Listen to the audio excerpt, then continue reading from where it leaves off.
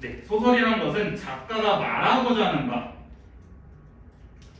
바를 인물과 갈등을 통해 전달하는 문학입니다. 그래서 일반적으로 이 말하고자 하는 바를 주제라고 합니다.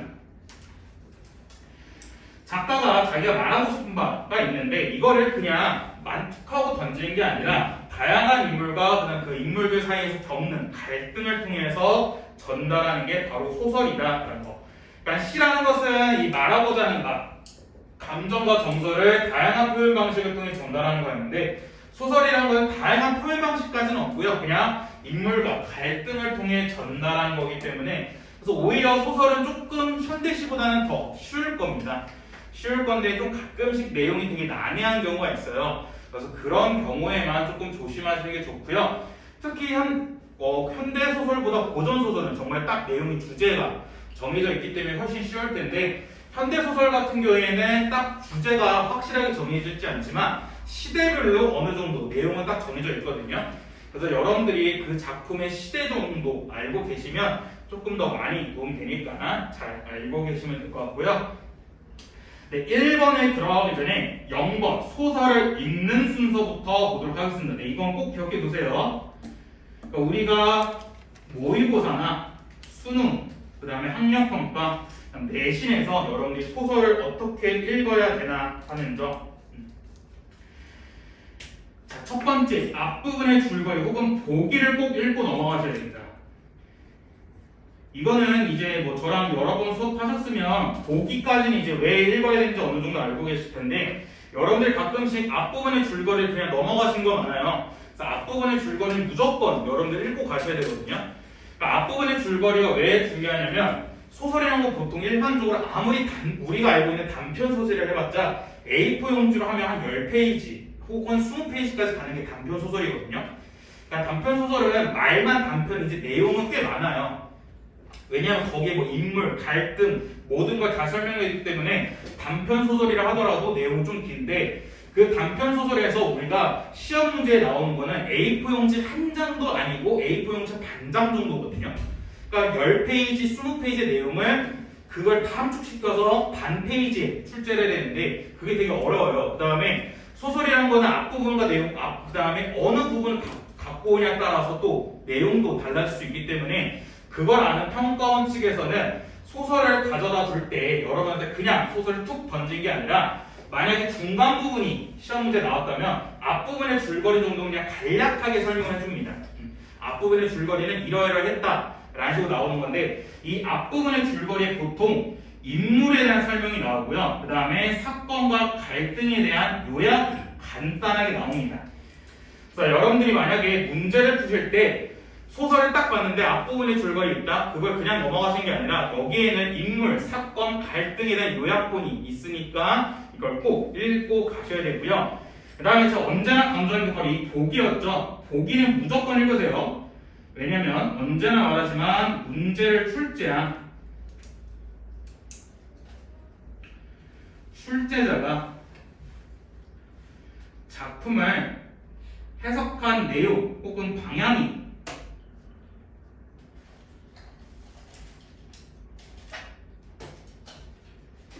나와 있기 때문에 이거는 꼭 읽고 넘어가셔야 됩니다. 보기는 여러분 보기 안 읽고 가시면 진짜 소설 막막하게 읽혀요. 그래서 내가 언제나 소설 예시해줄 때 뭐예요? 작년에 고3 애들 평가원 모의고사 나온 작품 중에 최인원의 크리스마스 캐럴이라는 작품이 있었잖아요. 크리스마스 캐럴이라는 작품이 그냥 보기 내용 없이 그냥 그 작품만 읽으면 무슨 내용이냐, 어떤 사람이 겨드랑이가 미친듯이 간지럽대. 막 밤만 되면 겨드랑이 미친듯이 간지러운 거예요. 그래서 이 사람이 아침에 병원을 갔더니 병원에서 아무렇지도 않아요. 겨드랑이 보여줬더니 겨드랑이 뭐 다친 것도 없는데요. 네.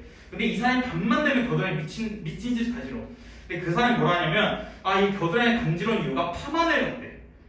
파마늘 때문에 그렇단 말이에요. 근데 파마늘이란 건 우리나라에 없는 말이에요. 파마늘이란 것은 파랑 마늘이 합쳐진 말인데 이건 실제로 존재하는 게 아니거든요. 근데 이 파마늘 때문에 간지럽대. 파마늘 때문에 미치겠다는 거예요. 근데 이 사람이 밤만 되도 미치면 간지럽다가 집 앞에 잠깐 나가. 집 앞에 잠깐 나갔더니 이 사람이 간지럼이 싹 없어졌어. 근데 또 집 앞에 있다가 간지러우니까 이제 점차 집에서부터 멀어지는 거야. 근데 이 사람이 집에서부터 밤에 멀어지면 안 되는 이유가 뭐냐면 그때 당시 통행금지, 시간이 있었기 때문에 그 새벽이라는 시간 동안 밖에 나가서는 안 되는데 이 사람이 파마늘 때문에 미치겠어가지고 집에 점점 멀어진 이야기야. 이게 무슨 내용인지 전혀 모르거든요.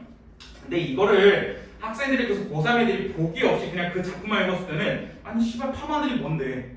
아니 이게 뭔 소린데? 이렇게 되는데 보기에서 뭐라 설명했냐면 이거는 파마늘이라는 것은 자유에 대한 욕구랬거든요. 그러니까 그때는 통행금지가 있었던 독재정권 시대였기 때문에 그 독재정권에 대한 저항 혹은 자유, 민주주의에 대한 열망 그거를 나타낸 게 바로 겨드랑이의 고통과 파마늘이었다라고 나온 게 바로 이 보기였어요. 근데 이 보기를 읽고 작품을 봤으면 좀 쉽게 읽을 수 있었는데 보기 없이 만약에 작품만 봤으면 좀 파마늘이 뭔지 이게 왜 이 사람 겨드랑이 간지러운지 헷갈릴 수 있었기 때문에 여러분 꼭 보기를 읽고 넘어가시고요. 그 다음에 당연히 소설이란 것은 작가가 자기가 말하고 싶은 바, 주제를 인물과 갈등을 통해 전달하는 거기 때문에 인물 당연히 기억해 둬야겠죠. 그래서 저 같은 경우에는 여러분들 소설에 인물이 한두 명 등장하면 모르겠는데 보통 한 소설에 두세 명 이상 등장하거든요. 그렇기 때문에 저 같은 경우에는 소설 읽으면서 인물 나오면 동그라미 칩니다. 동그라미 치거나 그냥 저는 다 인물에 동그라미 치는데 만약에 여러분들이 계속 동그라미 치니까 좀 헷갈렸다 하는 경우에는 뭐 누구는 동그라미, 누구는 세모 표시, 누구는 네모 표시 이런 식으로 하면서 인물에만 체크를 하면서 글을 읽으시고요. 그 다음에 인물이 겪는 그 상황을 집중하시고 그 상황 속에서 인물이 겪는 심리를 파악하셔야 됩니다. 이 심리를 파악해야 그 인물이 심리를 통해 겪는 갈등에 대해서도 얘기 나오니까 그래서 꼭 소설을 읽으실 때는 앞부분의 줄거리, 보기, 인물, 상황, 심리 이 순서대로 꼭 차근차근 읽으세요. 네, 그러니까 웬만한 상황과 심리는 인물을 읽으면 파악이 되거든요. 그래서 여러분들이 소설을 읽으실 때는 앞부분의 줄거리와 보기, 인물 이 세 가지에 집중하시면서 글을 읽으시는 게 제일 중요합니다. 자, 그 다음에 1번 소설의 3요소입니다. 소설의 3요소란 것은 주제, 구성, 서술 방법이란 건데 주제란 것은 그냥 말 그대로 작가가 말하고 싶은 바, 그 다음에 구성은 인물, 사건, 배경, 서술 방법이란 건 문체인데 문체는 그냥 서술상 특징입니다. 이 서술상 특징이란 것은 그냥 그거예요. 시상 전개 방식이랑 똑같습니다. 시간의 흐름에 따라 했냐 혹은 시간의 역순으로 했냐 이런 거기 때문에 참고만 하시면 되고요. 자, 2번 시점입니다. 네, 여러분들 은근히 시점에 대해서 문제를 많이 헷갈리시거든요. 네, 시점 문제는 고등학교 1, 2학년 때 은근 학년평가에 자주 등장해요. 여러분들 이번에 3월달에 봤던 학년평가 역시 아이자 나오게 보낸 멧돼지에서 시점 문제 나왔잖아. 이 작품은 뭐 작품 속의 서술자가 혹은 작품 밖 서술자가 그에 대한 심리를 드러내고 있다, 드러내고 있지 않다 라는 식으로 시점에 대한 문제 나왔거든요. 그래서 시점에 대한 문제는 고등학교 1, 2학년 때 자주 나오고 3학년 돼서도 정말 기본 문제로 나오는 거니까 꼭 기억해 두세요. 시점이라는 것은 이야기를 서술해 나가는 방식이랑 관점을 얘기하는 건데 1인칭 주인공 시점, 1인칭 관찰자 시점, 3인칭 관찰자 시점, 그다음 전지적 작가 시점 이렇게 네 가지 시점이 있는데 얘네들을 구분한 방법 제일 간단했죠. 1인칭 주인공 시점이랑 1인칭 관찰자 시점은 1인칭 대명사가 있는 겁니다. 그 다음에 3인칭 관찰자 시점이랑 전지적 작가 시점은 1인칭 대명사가 없고요.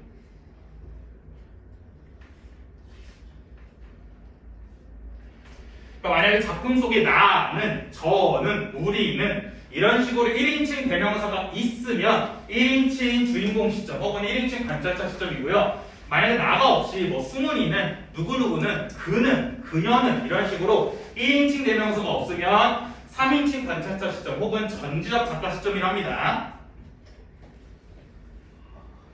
그 다음에 주인공 시점과 관찰자 시점, 관찰자 시점이랑 작가 시점 얘를 구분하는 방법은 인물의 속마음 여부입니다. 그러니까 인물의 속마음이 서술이 되어 있다면 주인공 혹은 작가 시점이고요.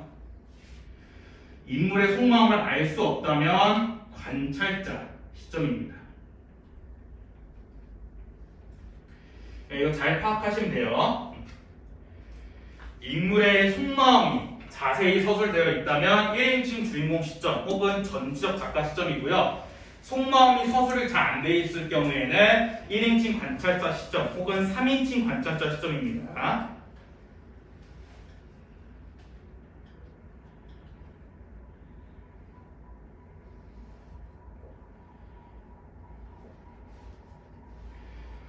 자, 그러면 각 시점에 대해서 좀 자세히 보시면 3번의 1인칭 주인공 시점입니다. 1인칭 시점이기 때문에 당연히 1인칭 대명사가 있어야 되고요.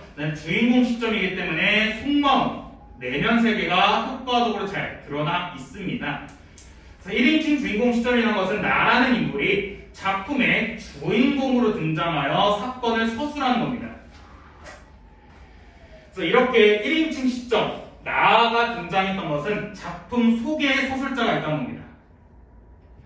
왜냐하면 작품 속에 있는 인물이 직접 이야기를 서술하고 있기 때문에 그래서 이야기 속의 서술자 혹은 작품 속의 서술자라는 게 바로 1인칭 대명사가 있다는 거고요.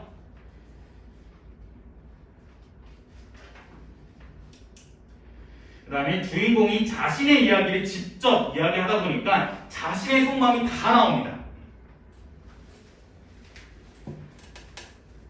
근데 대신에 주의하셔야 될 게 뭐냐면 내 입장에서 내가 주인공이다 보니까 나 혼자서만 생각하고 보고 느낀 것만 얘기하기 때문에 되게 주관적인 느낌이 강해요. 무엇보다 주인공 외에 다른 인물들의 속마음은 전혀 알 수가 없습니다.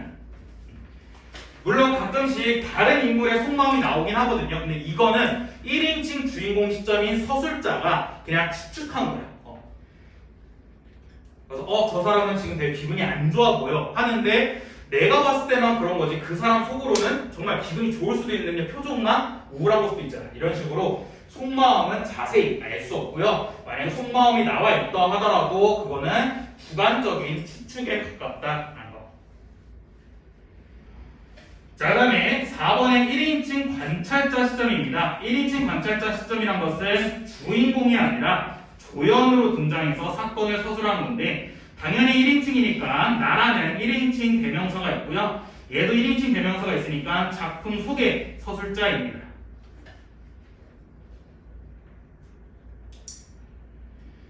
얘는 나라는 인물이 주인공을 관찰한 이야기예요. 그러니까 내 이야기를 하는 게 아니라 내가 주인공 옆에서 주인공을 관찰한 이야기가 1인칭 관찰자 시점입니다. 그렇기 때문에 나라는 인물이 서술한 내용을 바탕으로 주인공의 심리와 성격을 추측할 수 있다는 겁니다. 주의하셔야 될 게 추측입니다. 얘도.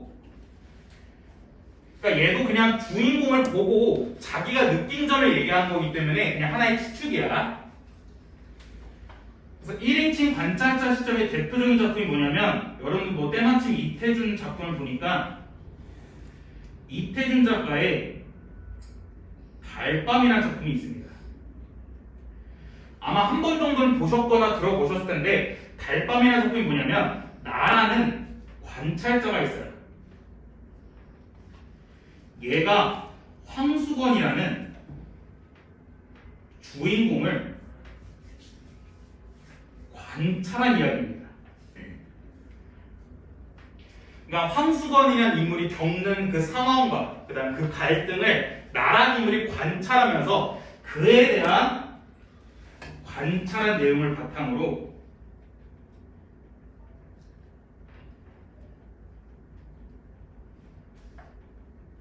심리나 정서적 혹은 성격을 얘기해주고 있는 게 바로 1인칭 관찰자 시점입니다. 아마 한 번 정도는 보셨지 않았나요? 황수건이라는 사람. 그러니까 이태준의 달밤이라는 작품이 무슨 작품이냐면 이게 여기 성북구 지역을 배경을 한 거거든요. 엄밀히 말하면 성북동인데, 그러니까 이태준이라는 사람이 서울 사람인데 이 사람이 성북동에 이사를 온 거야. 근데 그때 당시 이태준이 살았을 때 그때 당시에는 이 성북동, 성북구가 시골이었던 거예요. 그래서 이 사람이 이제 도시에서 살다가 여기로 이사 왔는데, 그러니까 시골로 이사 온 거죠. 시골로 이사 왔는데 이사 온 날 밤에 황수건이라는 사람 처음 보게 된 거야. 근데 이사 왔는데 이제 자기가 대문도 입고 왔는데 갑자기 황수건이라는 사람이 그 대문을 열고 슬그머니 그냥 자기네 집에 온 거야. 집에 와가지고 어떻게 오셨습니까? 했더니 황수건이 오늘 이사 오셨습니까? 이사 오셨습니까? 이러면서 근데 이태준이 네, 저 이사 왔습니다 했더니 황수건이 아 그러면 여기 강아지는 키우지 마세요 이런 거야 대뜸 처음 보는 사람한테. 근데 나란 인물이 왜요 했더니 자기가 우편 배달을 하는데 강아지가 있으면 배달하기가 너무 힘들다는 거예요. 그냥 배달할 때마다 강아지가 너무 짖고 자기를 공격할 것 같으니까 그러니까 강아지를 키우지 말라는 거야. 근데 그때 나란 인물이 뭐라 생각하냐면 아 이 사람 진짜 좀 어리숙하고 무엇보다 황수건을 보면서 아 여기가 정말 시골이구나 라고 느껴요. 왜냐하면 자기가 살았던 도시는 그렇게 모자란 인물들이 감히 밖으로 나오기 어려운 거야. 왜냐하면 밖에 돌아다니면 사람들이 다 뭐라 하니까 조금 모자라거나 어리숙한 사람들은 뭔가 구석에 숨어 있었는데 시골은 그럴 필요가 없잖아. 시골은 그냥 막 나와도 되니까 그래서 나란 인물이 황수건이라는 사람 보고 아 내가 정말 시골로 이사 왔구나 하고요. 이 황수건이라는 사람이 자기가 학교 애들 학생들한테 인기가 많다. 그래서 자기가 학교 앞에서 참외 장사를 하면 돈을 잘 벌 거래. 근데 나란 인물이 봤을 때는 그거 애들이 황수건을 좋아하는 게 아니라 황수건이 멍청하니까 애들이 그냥 황수건을 놀리는 거야. 근데 놀리는데 황수건은 그게 자기가 인기가 많다 해. 그래서 황수건이 거기서 참외 장사를 하고 싶은데 돈이 없대. 그래서 어떻게 하냐면 나란 인물이 돈을 빌려줘. 근데 그때 뭐 100원인가? 1000원을 빌려주는데 그게 요즘 시세로 한 100만 원인가? 그래요. 그러니까 100만 원을 그냥 선뜻 빌려준 거야. 사업자로. 황수건이 참외 장사를 하려는데 그때 참외 장사 망해요. 왜냐면 참외가 잘 안 팔리기도 했고 난 참외가 그때 비가 많이 와서 잘 안 자라가지고 그 참외 장사 망해. 근데 황수건이라는 사람은 나한테 고맙기 때문에 뭐라도 보답하고 싶은데 보답할 방법이 없으니까 어떻게 하냐면 길을 가다가 포도 장사를 하는 그 트럭에 가가지고 포도를 훔친 다음에 그냥 냅dum 뛰어서 나한테 포도 먹으래. 그 이제 포도 장사 그 트럭 주인이 달려올 거 아니야. 달려가지고 황수건한테 이 도둑놈의 새끼야. 어딜 포도를 훔쳐가 했는데 황수건이 어쩔쩔쩔 하다가 나란 인물이 그냥 결제를 해줘. 계산해줘. 근데 그 계산을 해주고 황수건을 봤더니 황수건이 이미 도망쳐 있는 거야. 그러고 나서 이제 나란 인물이 황수건을 계속해서 못 봤거든요. 왜냐면 황수건이 얼마나 쪽팔렸겠어. 고맙다 해가지고 그 포도를 줬는데 알고 보니까 포도를 훔친 거여가지고 황수건이 계속 숨어있다가 나란 인물이 황수건에 대한 이야기를 전해 듣게 돼요. 어떤 얘기냐면 황수건의 아내가 도망쳤대. 그러니까 농사도 안 되고 돈도 못 버니까 황수건의 아내가 못 버티고 도망친 거야. 그 뒤로 이제 황수건이 되게 힘들게 살고 있더라 라는 얘기만 듣게 돼요. 그러고 나서 이제 나란 인물이 황수건을 찾다가 황수건을 잠깐 보게 되거든요. 근데 황수건을 보게 되는데 황수건이라는 사람이 자기 보게 되면 되게 민망하고 쪽팔릴까봐 나란 인물이 숨어줘. 일부러 모른 채 숨어있고 근데 황수건이라는 사람이 달밤 밑에서 노래를 부르면서 슬퍼하면서 술을 마시면서 웁니다. 그래서 그때 뭐라 하냐면 달밤만이 그를 위로하고 있다 라는 식으로 얘기하는 게 바로 이태준 달밤이거든요. 이 달밤의 소설의 주인공은 황수건인데 황수건이 겪은 이야기를 나란 인물이 관찰하면서 그에 대한 이야기하는 게 바로 1인칭 관찰자 시점입니다. 잘 기억해 두시고요. 자, 그 다음에 3인칭 관찰자 시점입니다. 3인칭이기 때문에 1인칭 대명사가 없습니다. 그다음 무엇보다 이 사람은 이야기 밖의 외부의 서술자입니다. 그래서 이야기 혹은 작품 밖의 서술자가 관찰자의 입장에서 사건을 서술하는 게 바로 3인칭 관찰자 시점이고요. 작품 밖의 서술자이기 때문에 1인칭 대명사가 없습니다. 그래서 이거는 그냥 관찰한 내용만 이야기하는 게 바로 3인칭 관찰자 시점입니다. 그러니까 어떠한 감정과 어떠한 평가 이런 거 없어. 그냥 완전 객관적으로 관찰한 내용만 이야기하는 게 바로 3인칭 관찰자 시점이기 때문에 시점에서 가장 주관적이가 아니라 객관적인 느낌을 줍니다.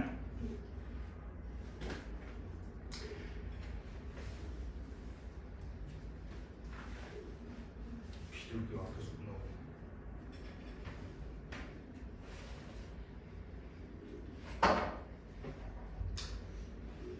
야씨, 내 수업보다 비둘기의 울음소리에 더 집중하면 어떡해. 좀 멍청한 비둘기한테.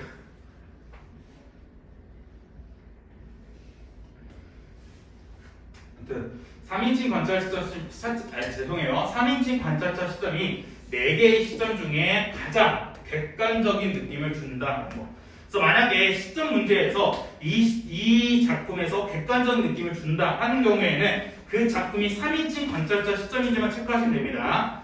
1인칭 주인공, 1인칭 관찰자 시점은 어떻게든 심리와 성격이 조금이라도 나와 있기 때문에 주관적인 느낌이 강해요. 근데 3인칭 관찰자 시점은 그런 게 전혀 그냥 관찰한 내용만 있기 때문에 이거는 객관적인 느낌이 강합니다.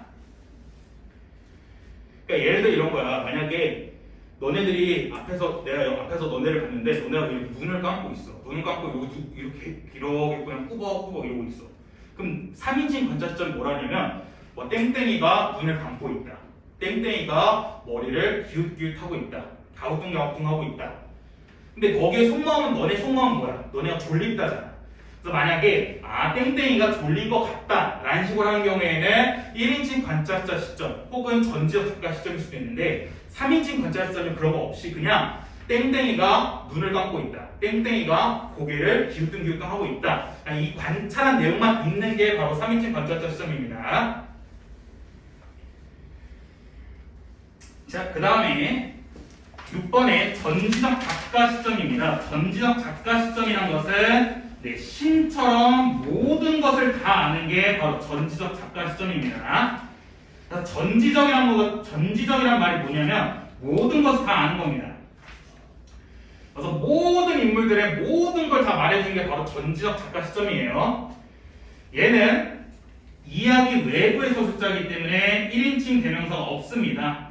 작품 밖의 소수자이기 때문에 1인칭 대명사는 없고 그냥 모든 인물들의 모든 것을 다 말해주는 게 바로 전지적 작가 시점이에요.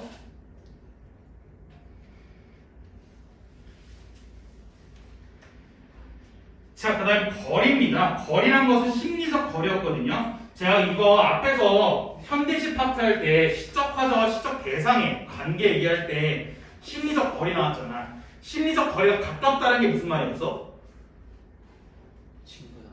친근하다. 또 긍정적이다. 또 심리적 거리가 가깝다는 게 무슨 말이었어? 속마음을 다 말할 수 있느냐 없느냐였거든. 그렇기 때문에 여기서 심리적 거리란 것은 속마음을 아느냐 모르느냐거든요. 그렇기 때문에 1인칭 주인공 시점과 전지적 작가 시점은 속마음을 다 알고 있기 때문에 심리적 거리가 가깝습니다.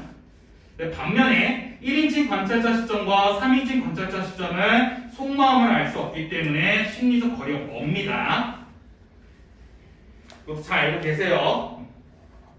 그래서 문제가 어떻게 나냐면 이 작품은 소설자와 혹은 독자 간의 거리가 멀다 가깝다 이런 식으로 나오거든요. 그때는 시점 확인하시면 돼요.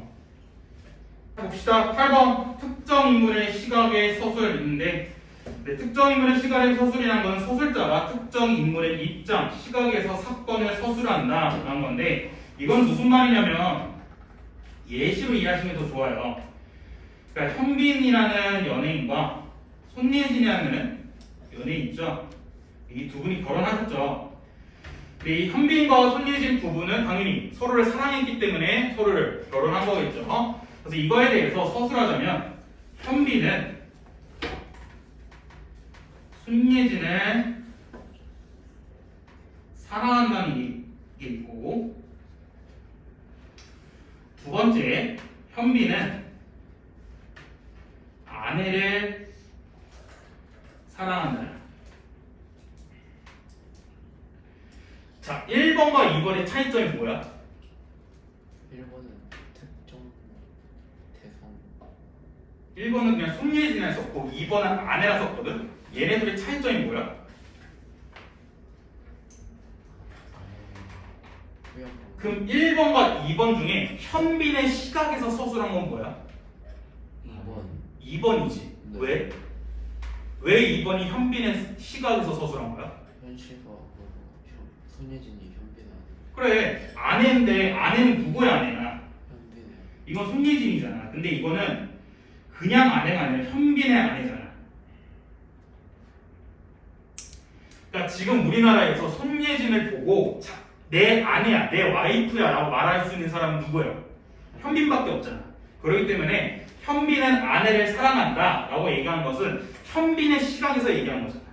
그래서 이렇게 2번처럼 현빈은 아내를 사랑한다 식으로 얘기한 게 현빈이라는 특정 인물에 시각에서 서술한 겁니다.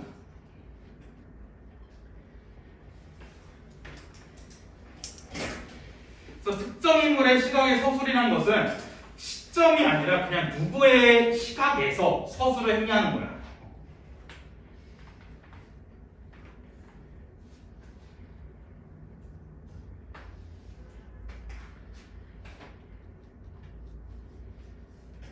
오케이? 여러분도 현빈이랑 손예진은 아시죠?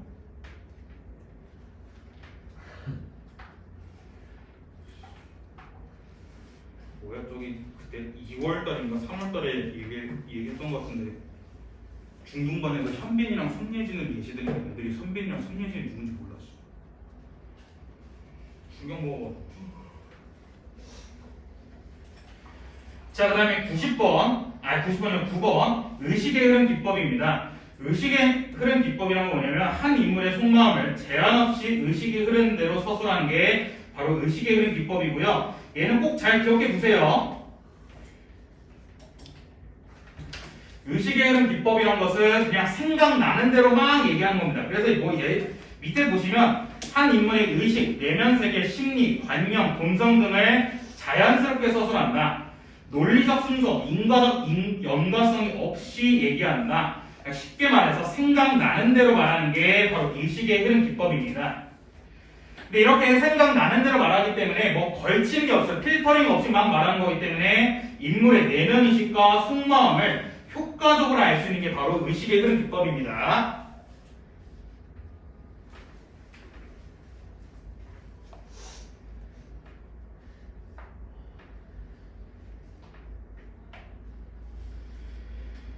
그래서 이 의식의 흐름 기법의 대표적인 작품이 뭐냐면 여러분들 아마 한 번씩 들어보셨을 거예요. 소설가 구보시의 1, 2.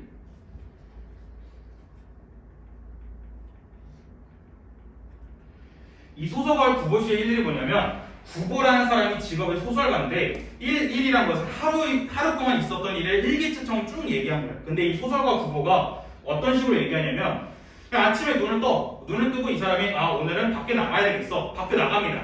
밖에 나가서 오늘 날씨 좋다. 기차가 오네. 기차 그냥 탑니다. 근데 기차 타러 가는 길에 사람들이 막 기다리고 있으니까 저 사람은 지금 아이를 저렇게 보담고 있네. 저 아이는 왜 울고 있는 걸까? 그러더니 그 아이가 왜 울고 있는지 더 생각하는 게 아니라 그러고 나서 옆에 여자를 봐.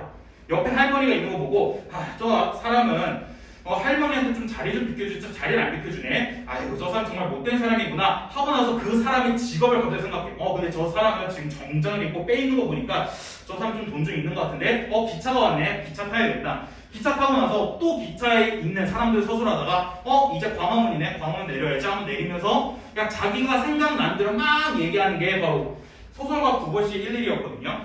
그래서 이런 식으로 그냥 자기가 생각나는 대로 막 얘기하는 게 바로 의식의 흐름 기법이란 거고 얘는 그냥 생각나는 대로 필터링 없이 막 얘기하기 때문에 인물의 내면세계, 속마음을 효과적으로 잘 알 수 있습니다. 오케이? 그래서 의식의 흐름 기법은 모의고사나 수능에서 자주 나오니까 꼭 기억해 두세요.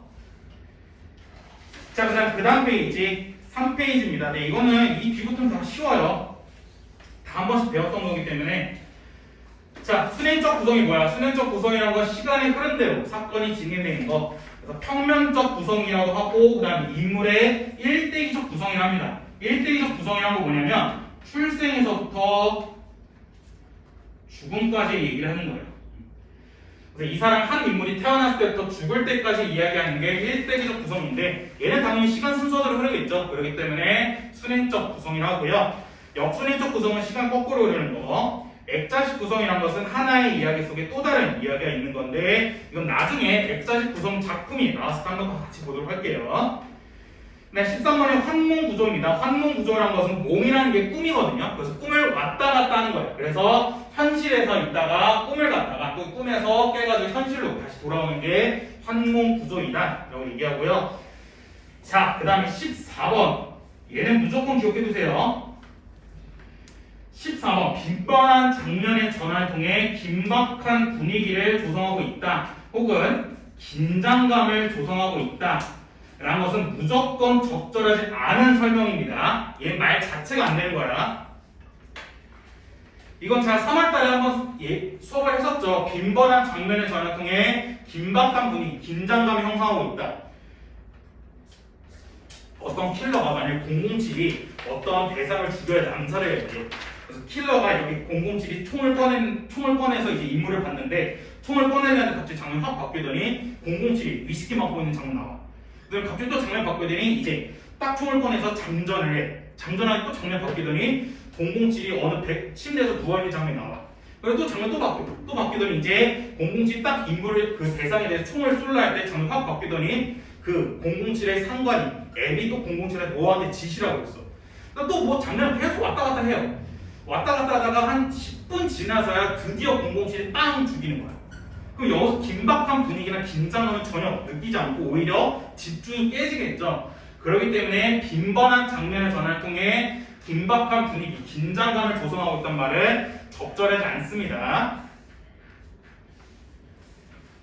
자, 그 다음에 4페이지 배경입니다. 네, 이건 그냥 참고만 하세요. 자연적 배경이란 것은 사건이 일어나는 구체적 시간과 공간, 사회적 배경은 시대적 상황, 심리적 배경은 그 인물이 겪는 심리, 그 다음에 실존적 배경이란 것은 전쟁, 죽음, 질병 이런 것들. 그 다음에 19번을 꼭 기억해 두세요. 참고할 수 있는 현대소설의 배경. 그러니까 이게 아까 제가 말씀드린 소설이라는 것은 그 시대의 흐름에 따라 주제가 딱 정해져 있는데, 그러니까 1900년대 초 개화기 때는 신교육, 계몽, 개화가 대부분 주제에 이루어졌고요.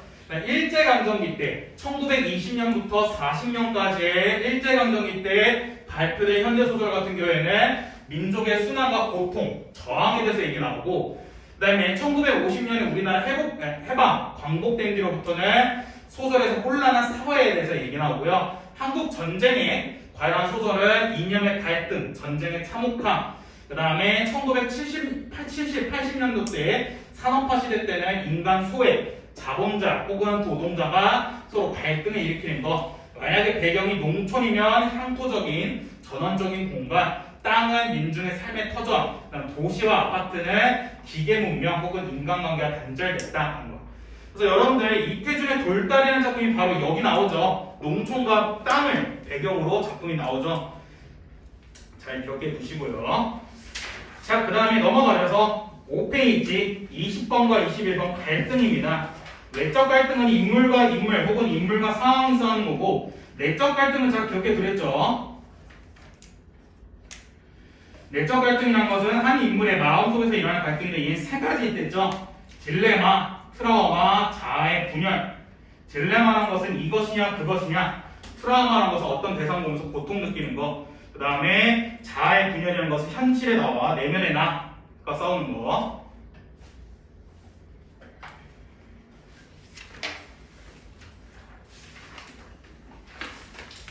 자, 그 다음에 마지막 페이지 6페이지 현대소설의 인물에 대한 내용입니다. 인물은 총 두 가지가 있는데 평면적 인물과 입체적 인물이 있습니다. 평면적 인물은 성격 변화가 없습니다. 그래서 만약에 초반에 착한 놈이면 얘는 끝까지 후반 가서도 착한 놈이 바로 평면적 인물이고요. 근데 반대로 성격 변화가 있다는 것은 뭐냐면 초반에는 나쁜 놈이야. 근데 이게 후반으로 가면 착한 놈으로 성격이 바뀌는 게 바로 입체적 인물이란 겁니다. 그래서 평면적 인물은 성격 변화가 없다. 입체적 인물은 성격 변화가 있다라는 거. 자, 그다음에 성격입니다. 전형적 인물과 개성적 인물인데 전형적이란 것은 보편적인 성격을 가지고 있다는 거고요. 어떤 특정 계층과 집단을 대표하는 거. 개성적 인물이란 것은 성격이 뚜렷한 건데, 그러니까 전형적 인물이란 것은 대표적으로 흥부놀부 생각하시면 돼요. 흥부와 놀부가 뭐야? 흥부는 가난한데 되게 착한 놈이잖아. 그러니까 이때 당시에는 흥부라는 사람은 되게 가난하면 대부분 착한 놈이었고, 대부분 돈이 많은 부자애들은 성격이 나빴다라는 게 바로 그 집단 계층과 집단을 대표하는 성격이었는데, 이렇게 그 그 계층과 집단을 대표하는 흥부와 놀부가 전형적인 인물이고요. 개성적 인물이 그거지. 알고 보니까 흥부가 가난한데 흥부가 개새끼야. 근데 놀부는 부자인데 성격이 진짜 좋고 막 기부도 엄청 하고 사람들한테 엄청 배려심이 많아. 이런 식으로 하는 게 바로 개성적 인물입니다. 그 다음에 주어진 역할에 따라서 만약에 주인공이면 주동적 인물이 하고요. 만약에 주인공과 반대되는, 그러니까 주인공과 대립과 갈등을 일으키는 것은 반동 인물이라는데, 얘는 쉽게 생각해서 요즘 영화에 나오는 빌런 생각하시면 돼요. 빌런이 바로 반동 인물, 반동적 인물이고요. 자, 그 다음에 중요도입니다. 네, 인물에서 중요하냐? 주요 인물, 별로 중요하지 않고 엑스트라 같은 사람이면 주변 인물. 자, 그 다음에 26번, 27번 얘는 꼭 기억해둬야죠. 얘는 벌써 까먹은 사람 없겠죠? 여러분들 1학기 중간고사 시험 범위에서 엄마의 말뚝이랑 그 파트에서 나왔던 거기 때문에 잘 기억해둬야죠. 직접 제시한 건 뭐야? 서술자가 인물의 성격, 상황, 사건에 대해서 직접적으로 설명하는 거. 그래서 요약적 제시 혹은 분석적 제시 혹은 말하기 방식이라 했었죠. 이 직접 제시면 사건 전개 속도가 되게 빠르다 했었고요. 근데 대신에 상상력을 제한한다고 했죠. 그러니까 예를 들면 이런 거지. 승훈이는 나쁘다.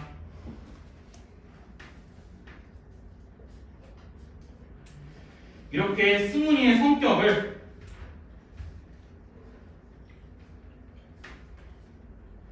서술자가 직접 제시한 거죠. 이렇게 승훈이의 성격을 직접 제시한 게 바로 직접 제시 혹은 말하기 방식, 분석적 제시, 요약적 제시고요. 얘는 사건 전개 속도가 빠르고 대신에 독자의 상상력을 제한시킵니다. 그 반면에 간접 제시는 간접적으로 말하는 건데, 이건 뭐냐면 보여주기 방식 혹은 극적 제시를 하는데, 그러니까 얘는 서술자가 인물의 대화 혹은 장면을 그대로 그냥 보여줍니다. 그래서 독자가 스스로 판단을 해야 돼서 생동감과 생생함, 더군다나 또 하나 상상력까지 추가하는 게 바로 간접 제시예요. 그래서 예를 들면 이런 거죠. 승훈이는 길 가는 사람들을 때린다. 승훈이가 길 가는 사람들을 때린다는 것은 승훈이 성격이 어떻단 거야? 좋은 거야, 나쁜 거야? 승훈이 성격이 나쁘다는 거지. 근데 이 나쁘다는 것을 간접적으로 보여주고 있는 거죠. 승훈이가 나쁘다는 것을 행동, 장면을 통해 간접적으로 보여주고 있는 거죠. 이것을 간접 제시를 합니다.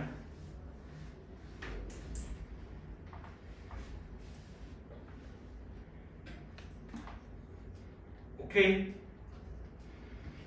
여기까지가 현대소설 개념이었고요. 현대소설은 현대시랑 개념이 많이 겹치기 때문에 특별하게 많이 할 건 없었는데, 다음 주에 여러분들 현대소설도 이번에 이태준의 돌다리가 여러분들 시험 범위에 포함될 수 있으니까 다음 주에는 현대소설 1번 파트부터 27번까지 이것도 또 시험 볼게요. 또 추가적으로 여러분들 오늘 문법도 할 거니까 문법도 같이 보도록 할게요. 지금 3시 5분인데 10분 쉴 겁니다. 졸리신 분들이나 집중 안 되신 분들은 밖에 나가서 잠을 깨든 모두 하고 와. 자, 봅시다. 먼저 답부터 불러드릴게요. 이태준의 돌다리 1번에 4번, 2번에 4번, 3번에 3번.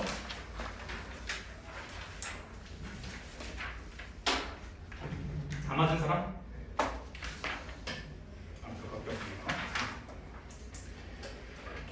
자, 아까 제가 말씀드렸던 것처럼 소설은 앞부분의 줄거리 혹은 보기부터 읽으셔야 되는데, 지금 얘는 앞부분의 줄거리가 없죠. 그렇기 때문에 보기를 찾아서 읽으셔야 되는데, 3번의 보기가 이렇게 이쁘게 되어 있습니다. 그럼 3번의 보기를 보시면 적절하지 않은 걸 찾으래요. 돌다리에서 서사의 근간을 이루는 것은 아버지와 아들의 갈등이랍니다. 자, 인물들이 나왔죠. 그러니까 지금 소설이라는 것은 작가가 말하고 싶은 말을 인물 간의 갈등을 통해 전달하는 건데, 인물은 아버지와 아들이 있고 그다음 그 갈등이 바로 아버지와 아들의 갈등이랍니다. 이 갈등을 통해서 이태준이라는 작가는 돌다리에서 무엇인가 얘기하고 싶은 건데, 보시면 아버지와 아들 창섭의 갈등은 전통적, 정신적 가치와 물질적 가치를 중시하는 근대적 합리성 중에 무엇을 추구하는가와 같은 가치관의 대립으로 인한 것이다. 이는 병원 확장과 관련된 아들의 제안에 대한 아버지의 거절과 그에 대한 이유 등을 통해 구체화된다. 그런데 작품에서 보다 중요한 것은 세대 간 가치관의 차이를 드러내는 방식이다.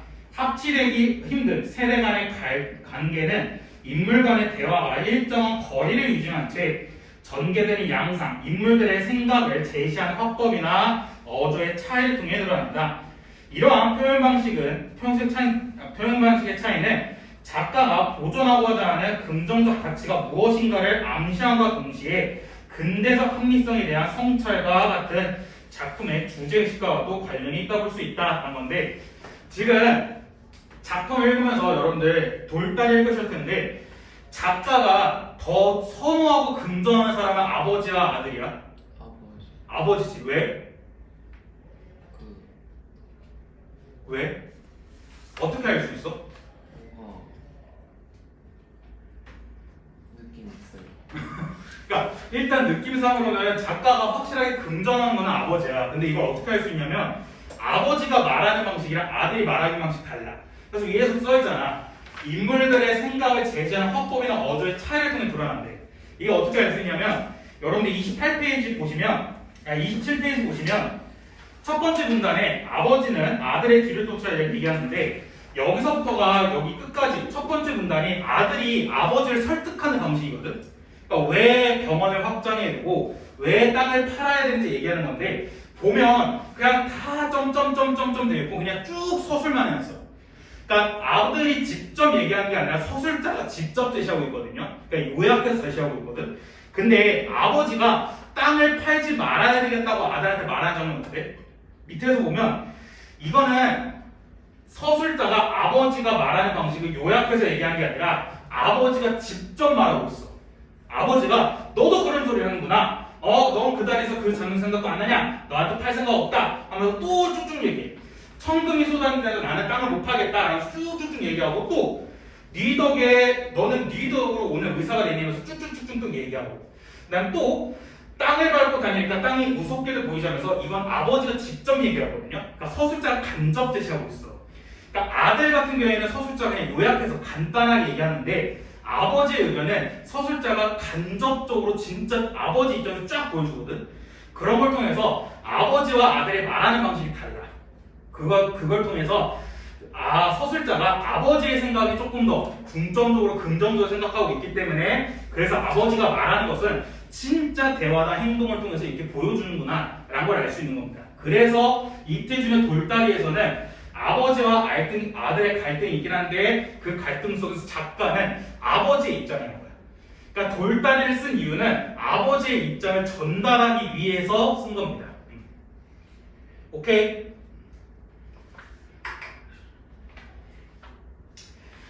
자, 그래서 이 방식을 통해 알 수 있는 겁니다. 그래서 돌다리라는 것은 일단 아버지와 아들의 갈등인데, 아버지는 전통적인 거고 아들은 물질적인 것을 중요시하구나. 근데 작가는 아버지의 전통적인 거를 더 중요시 생각하는구나 라고 체크하시면 됩니다. 자, 그럼 본문 내용 빠르게 봅시다. 본문 내용 다 읽진 않고요. 중요한 파트만 빠르게 보고 할게요. 여러분 다 한 번씩 읽었으니까. 네, 첫 번째 문단 보시면 아버지는 아들의 뒤를 쫓아 이내 개울에서 들어왔다. 네, 1인칭 대명사 아직까지 나오지 않았어요. 그러면 1인칭 대명사가 안 나왔으니까 얘는 3인칭 관찰자 시점이나 전적 작가 시점이겠구나 라고 체크하시면 되고요. 그러면서 의사인 아들은 마치 환자에게 치료 방법을 이르듯이 냉정히 차근차근 이야기를 시작했다.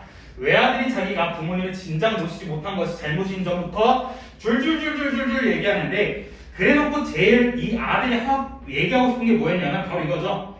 땅을 팔아다가 병원만 확장한다. 이게 지금 아들의 목적인 거죠. 아들은 막 이것저것 다 얘기하는데 그냥 자기가 제일 하고 싶은 건 이거야. 땅을 팔아서 병원 확장하고 싶다는 거야.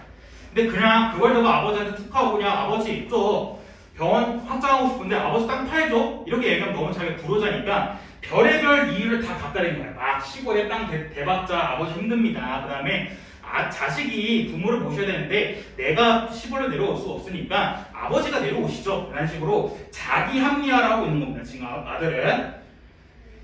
그래서 이제 적어도 1년에 10,000원 하나씩은 이익을 뽑을 자신이 있는 것, 돈만 있으면 이렇게 쭉쭉 얘기하고 있는데, 그래서 여기까지는 서술자가 직접 제시하고 있는 거죠. 그러니까 요약해서 제시하고 있는 거죠. 그랬더니 아버지는 점심이나 먹어라. 나도 좀 생각을 해봐야 대답하겠다. 하고는 다시 배울러 나갔고 떨어졌던 다리돌을 올려놓고야 들어와 그도 점심상을 받았다. 근데 이 다리돌이라는 것은 돌다리입니다. 그러니까 이게 떨어졌던 다리돌이 뭐냐면 앞부분의 줄거리 뭐냐면 이 아들이 왜 의사가 됐냐면 어렸을 때 자기 누이가 죽었어. 일찍 죽었는데 왜 죽었냐면 누이가 아팠는데 그 아파서 의사한테 진료를 받아야 되는데 의사가 진료를 대충 해준 거야. 대충 해주고 야 별것도 없어 했는데 밤이 되면서 너무 심해지니까 의사한테 다시 전화를 했거든. 다시 한번 진료 받아달라고. 근데 의사가 지금은 밤이 늦었으니까 직접 찾아오래요. 근데 시골이니까 직접 찾아갈 수 없어서 그래서 그 누이가 그냥 죽어요. 어렸을 때. 의사의 오진으로 죽었던 거야. 그래가지고 이 아들은 그에 대한 생각으로 의사가 된 거거든요. 근데 아버지는 아들도 자기처럼 그냥 땅을 농사 짓는 사람이 됐으면 좋겠는데 아들은 그렇지 않고 의사가 됐어요.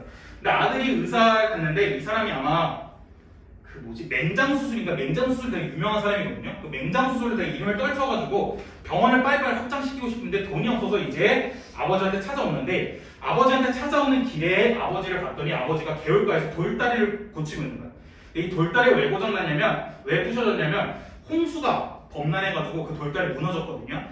근데 그 돌다리 막 고치고 있는데 이제 아들이 아버지한테 아버지 저 왔습니다. 그래서 그래 그럼 너 먼저 집에 가 있어라 하고 나서 집에 온 아버지한테 이렇게 설득을 하고 있는 겁니다. 점심을 자시면서 였다. 요즘 사람들이 힘든 줄었나봐. 그 다리 처음 놓을 때 내가 어려서 봤는데 불과 연암리서 거돌던 돌인데 장정 수십 명이 한나절을 씨름하더니 나무다리가 있는데 그건 왜 고치시나요? 라고 이거는 지금 아들이 얘기하는 겁니다. 근데 아들에 대해서 여기 나올 수 있는 게 나무다리가 있는데 왜 고치냐는 거야. 그러니까 아들이 이해할 수 없는 거야. 돌다리가 있는데 옆에 시청에서 만들어준 나무다리가 있었어. 그러니까 돌다리가 계속 범람할 때마다 부셔지니까 구청에서 나무다리를 만들어줬어. 그래서 사람들도 나무다리가 더 편한 거죠. 왜냐면 여러분 돌다리 여러분 아마 성북청 걸어보시면 아시겠지만 돌다리 이거죠. 개울이 이렇게 있으면 돌다리 이렇게 돼 있는 거야. 돌. 이렇게 되는데 너네 근데 돌다리 걸으면 이렇게 뚜벅뚜벅 걷는 게 아니라 깡충 뛰어야 되거든요.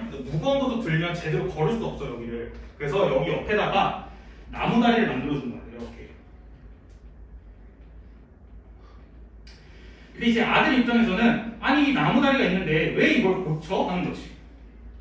왜 고쳐? 하는 거지. 근데 아버지는 이 돌다리가 어렸을 때 자기 할아버지 때부터 만들었기 때문에 이게 하나의 전통적인 거기 때문에 이 전통을 지켜야 된다가 바로 이 돌다리를 수리하는 겁니다. 근데 아들 입장에서는 나무다리가 있는데 왜? 그래서 이거는 근대적인 생각이죠. 왜냐면 나무다리가 편하잖아. 훨씬 더. 근데 이 얘기를 들으니까 이제 아버지가 빡칩니다. 너도 그런 소리를 하는구나. 나무가 돌만하니 넌 그 다리에서 그 다리가 바로 돌다리고요.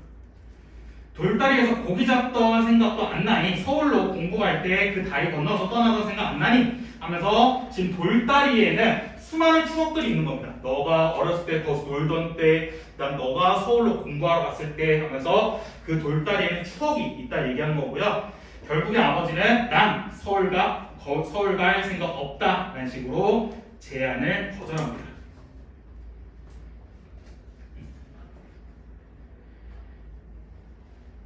그래서 이 나무다리라는 것은 되게 근대적이고 편리함을 얘기하고요.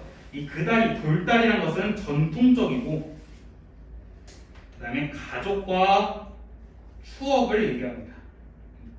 왜냐면 그 돌다리라는 게 할아버지가 만들었고 그 다음에 그 할아버지와의 추억이 담겨 있다 해가지고 돌다리라는 것은 전통적인 거, 추억이 있다는 거. 아버지는 이제 서울 갈 생각 없다 하고요.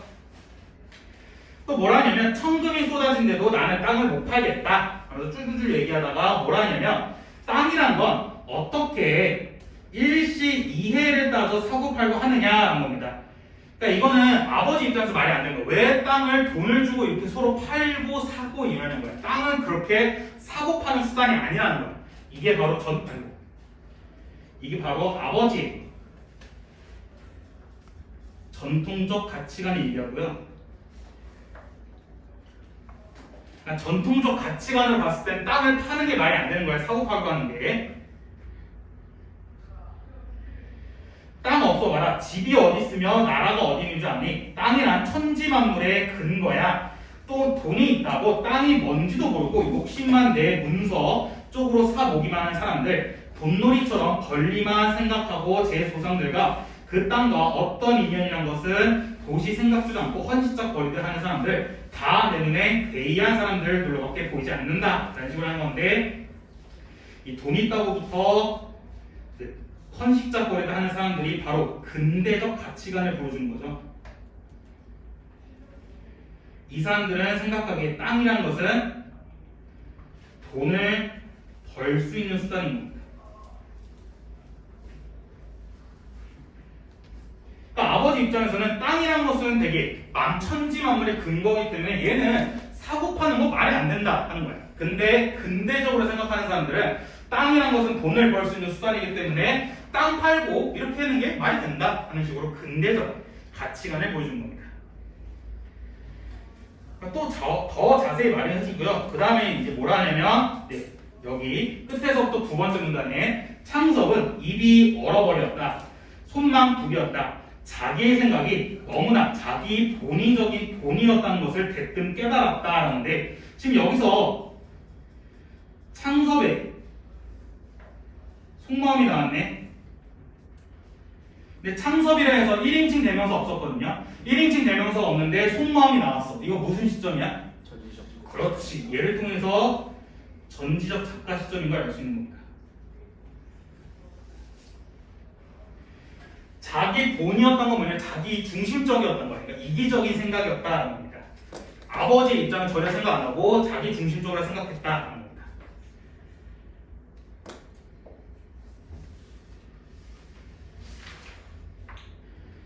네, 그요 쭉 얘기하고요. 그다음에 다음 페이지 28페이지의 중략 다음 부분 보시면 자식의 젊은 욕망을 못 들어주는 게 애비된 마음으로도 섭섭하다. 그러나 이 늙은이한테도 그만 10년쯤 지켜오는 게 있다는 것을 무시하지 말아라고.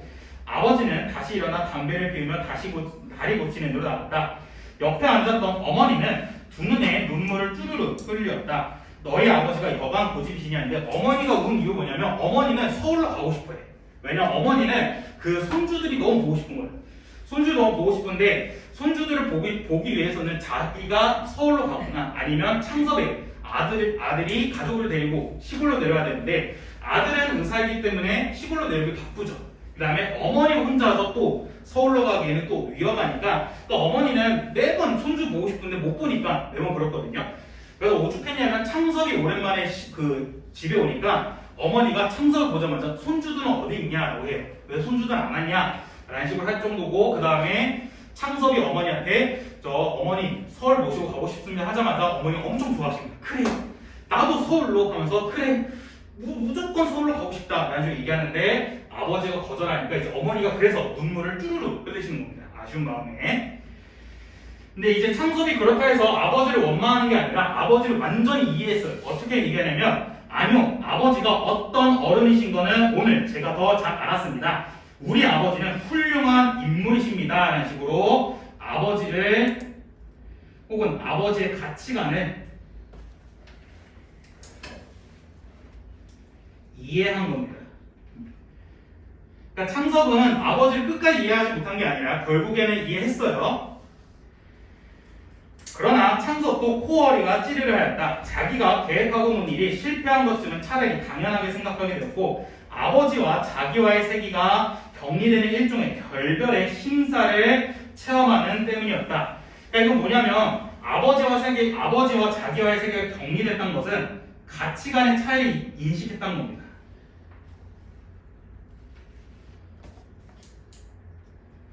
어쩔 수 없구나. 진짜 아버지와 나의 그거는 어떻게든 좁힐 수가 없겠구나 하는 거고, 아들은 아버지가 고쳐놓은 돌다리를 건너 저녁차를 타러 가버렸다. 동부 밖으로 사라지는 아들의 뒷모양을 지키고 있었을 때 아버지의 마음도 정말 인종에서 유언이나 하고 난 것처럼 외롭고 한편 불안스러운 심사조차 설레었다라는 건데, 그러니까 이건 뭐냐면 아버지 없이도 되게 슬픈 겁니다. 아들과의 가치관을 인식하면서 그러니까 아버지는 한편으로 기대했던 거 뭐냐면 지금 의사하고 있지만 다시 시골로 내려와서 자기처럼 농사 질 줄 알았는데 그렇지 않다는 걸 통해서 정말 어쩔 수 없겠구나 라는 식으로 아버지 없이 되게 조금 가치관을 인식하면서 슬퍼하는 것입니다. 자, 그럼 빠르게 1번 보시면 기억, 그다리, 그러니까 돌다리였죠. 돌다리의 이해로 가장 적절한 것은 답은 4번이었죠. 아버지로 하여금 가족의 역사와 추억을 떠올리게 하는 소재다. 1번의 아버지의 새로운 방향 말이 안 되고요. 고향의 슬픔 말이 안 되고요. 자신의 과거 반성함도 안 나왔고요. 그다음 세속적 가치를 상징적으로 보여준 거 아니었죠. 2번, 2번은 빠르게 답만 볼게요. A는 결별의 심사였고요. B는 불안스러운 심사였는데 답은 4번이었죠.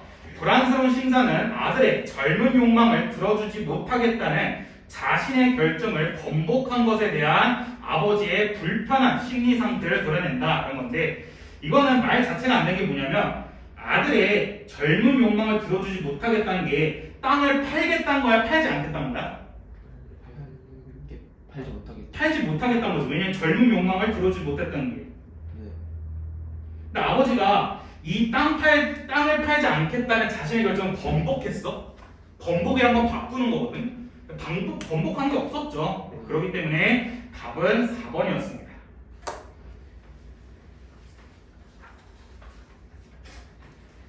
자, 그다음 3번. 이것도 빠르게 답만 보시면 답은 3번이었는데, 돈만 있으면 언제든 좋은 땅을 살 수 있다는 아들의 의견에 다소 격정적인 어조로 땅에 대한 애착을 드러내는 데서 세대 간 갈등의 원인과 갈등 해결을 위한 대안을 모색하려는 아버지의 노력을 확인할 수 있다는데, 갈등 해결을 위한 대안을 모색하지 않죠, 아버지는. 그러니까 아버지가 격정적인 어조로 얘기한 건 뭐야? 그냥 자신의 가치관을 좀 더 강조하기 위해서 얘기한 거였죠. 그래서 갈등 해결을 위한 대안을 모색하지 않았다는 점에서 답은 3번이었습니다.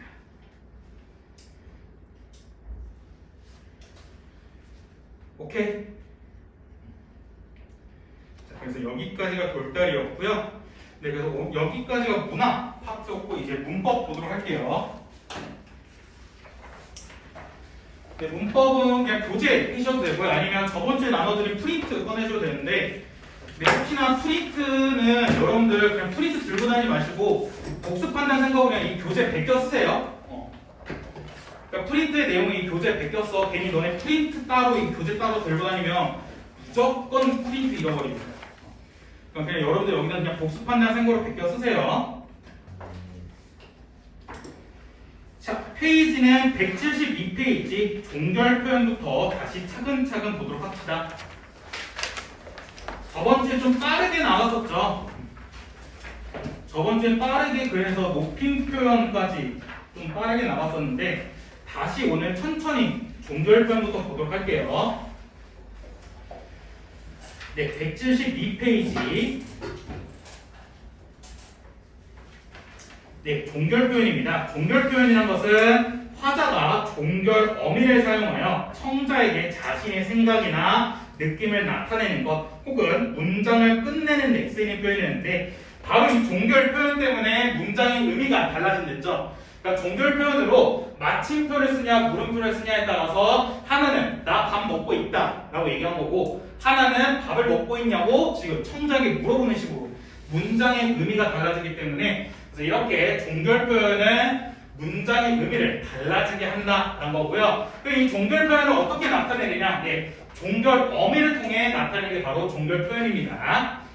그래서 만약에 뭐뭐다 혹은 뭐뭐 씁니다, 뭐뭐 오, 뭐뭐 네 같은 걸 이제 종결어를 사용하면 얘는 평서문인데 평서문이라는 것은 하고 싶은 말 그냥 단순하게 전달하는 거고요. 네, 뭐뭐니 혹은 뭐뭐니까, 뭐뭐다, 뭐뭐냐 같은 거는 청자에게 질문을 해서 대답을 요구하는 의문문이었고요. 감탄문이란 것은 자기의 느낌을 표현하는 거, 명령문은 어떤 행동을 하도록 강하게 요구하는 거, 청유문은 함께 하는 거였죠. 그래서 명령과 청유는 우리 문학 때도 얘기했지만 명령은 뭐야? 너 혼자, 청자 너 혼자 하라는 거였고 청유는 뭐야? 우리 다 같이 하자는 거였죠. 그래서 의미 차이가 있습니다. 네, 그 다음에 명령문을 조금 더 자세히 보시면 명령문은 두 가지로 나눠요. 첫 번째 직접 명령문이 있고 간접 명령문이 있거든요. 직접 명령문이란 뭐냐면 청자가 특정한 겁니다. 그래서 특정 청자에게 하는 게 직접 명령문이고요. 간접 명령문은 반대로 불특정한 거죠.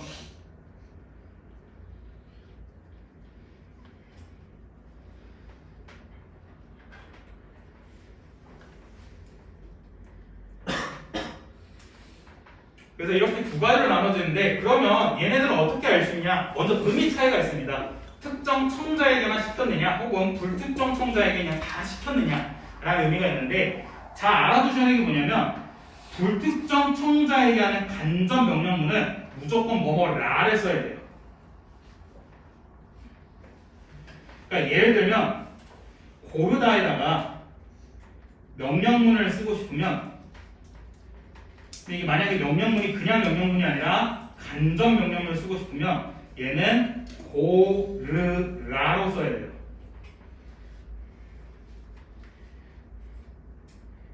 그래서 만약에 명령문인데 뭐뭐라로 끝났으면 얘는 불특정 청자에게 하는 간접 명령문입니다. 근데 그거 말고도 뭐뭐어라, 뭐뭐아라, 뭐뭐개, 뭐뭐오, 뭐뭐시오, 뭐뭐려무나 라고 하는 거는 네, 직접 명령문이에요. 이 개념은 정말 안 나온 지 꽤 됐는데 혹시나 했을 거예요. 왜냐면 여러분 학교 선생님 중에 나이가 좀 있으신 분이 있으니까 대유법을 제유법이라고 말씀하시는 분이 있으니까. 그래서 명령문이란 것은 직접, 간접 명령문이 있는데 직접이란 것은 특정 청자에게 하는 것, 간접은 불특정 청자에게 하는 것. 근데 불특정 청자에게 하는 간접 명령문을 뭐뭐라를 써야 된다는 점. 네, 그래서 밑에 청유문과 명령문의 제약 같은 거 얘기했었죠. 무조건 서술어는 동사만 와라 라는 거였죠. 형용사가 오면 말이 안 된댔죠. 그래서 대표적인 이쁘다 라는 형용사가 오게 되면 이쁘라 라는 건데 이뻐라는 말은 말이 안 되죠. 그 다음에 또 시간 표현에 선언한 어미 at, get, 더 이런 것들도 올 수가 없다라는 게 바로 명령문과 청유문의 제약이었습니다.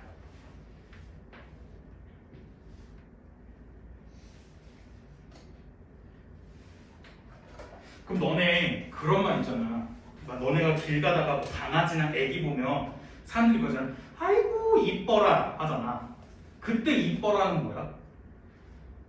지금 이뻐라는 말이 안 되는데 왜냐면 명령문과 청유문은 동사만 올 수 있어서 형용사가 오면 말이 안 되는 거야. 그래서 이뻐라는 말이 안 돼. 근데 우리 실상에서 강아지나 그 아기 지나갈 때 아이고 이뻐라 하잖아. 그때 이뻐라는 뭐야? 그래 얘 감탄사야. 그래서 만약에 감탄문에 쓰면 서술어에 형용사가 오고 알아, 어라가 올 경우에는 얘는 감탄문인 겁니다. 그래서 예를 들면 아이고 이뻐라.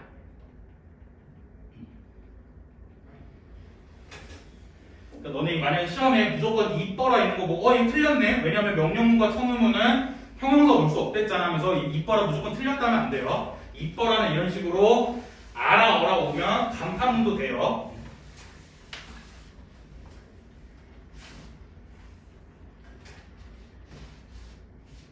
그래서 저번 주에 하지 못했던 내용 좀 더 추가했고요. 네, 그냥 의문문의 종류는 여러 가지 있댔죠. 설명 의문문, 판정 의문문, 수사 의문문이었는데 설명 의문문이라는 것은 육하 원칙을 물어보는 거였죠. 누가, 언제, 어디서, 무엇을, 어떻게, 왜. 그래서 민수가 지금 무엇을 먹고 있니? 라는 식으로 정확하게 뭘 설명하라. 일정한 설명을 요구하는 게 설명 의문이고요. 판정 의문은 그냥 yes or no였죠. 긍정이냐 부정. 그래서 민수가 사과를 먹었니? 네. 아니요. 이런 식으로 그냥 yes or no만 얘기하라는 게 판정 의문이었고요.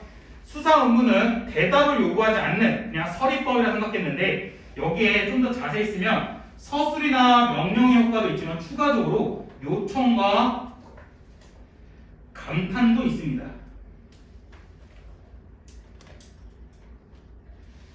그러니까 요청의 예시는 이거겠지.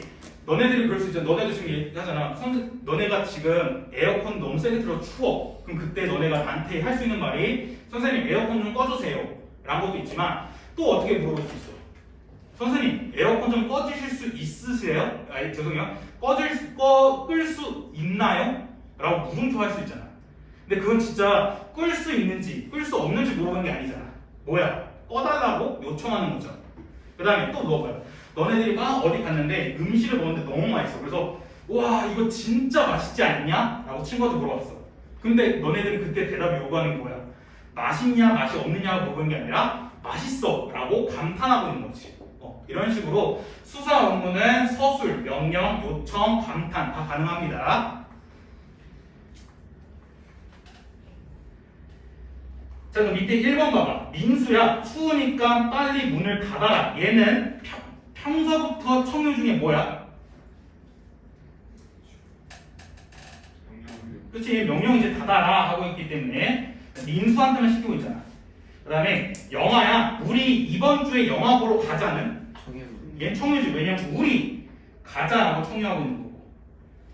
3번은 올 여름이 유난히 덥구나. 이건 감탄이지. 느낌표 있으니까. 그 다음에 2번 의문문의 종류를 쓰래. 너는 어디에서 밥을 먹었니? 얘는 뭐야? 얘는 설명 의문이지. 왜냐면 어디에서 라고 특정 설명 요구하고 있잖아. 그 다음에 네가 고양이 목에 방울을 달았니는 얘는 판정이지. 네, 아니요만 대답하면 되니까. 눈이 오면 얼마나 좋을까?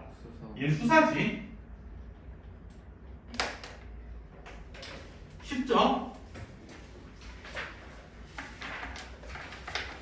여섯도 힘들다고 하시면 마음이 아픕니다. 자, 그 다음에 높임 표현입니다. 높임 표현은 일단 주체, 객체, 상대 이렇게 세 가지 있는데 일단 그 중에 주체 높임법입니다. 주체 높임법이란 것은 주체를 높이는 건데 일단 주어를 높이는 거였죠. 그래서 문장의 주체를 높이는 게 바로 주체 높임법이었고요. 실현 방법은 여러 가지 있었습니다. 선어만 어미 뭐뭐 시를 붙이거나 아니면 특수어휘를 쓰는 거였는데 조심하는 게 바로 이거였죠. 특수어휘에 주무시다, 계시다, 드시다, 잡수시다가 있는데 이때는 뭐뭐 시, 선어만 어미 붙은 게 아니었죠. 그러니까 이 자체가 하나의 어휘야.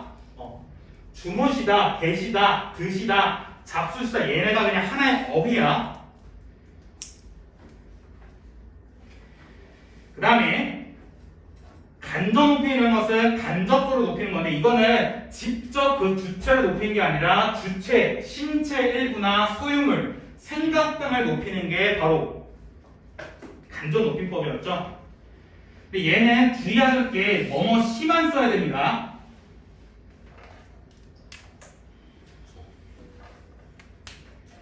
그러니까 이게 무슨 말이냐면 교장 선생님의 말씀이 어떻게 써? 보통 학교 조례 때 자 이제 교장 선생님의 훈화 말씀이 있으시겠습니다 아니면 계시겠습니다 있으시겠습니다 하지. 그치? 한번 너네들의 그 초, 중, 고를 한번 생각해봐.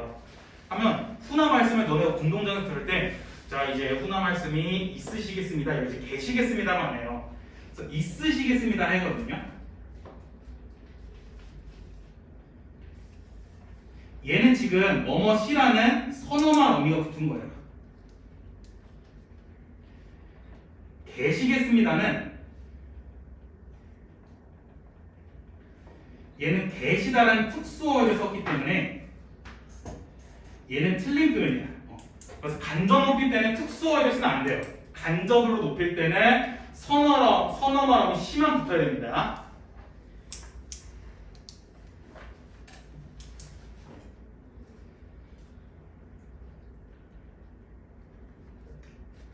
오케이?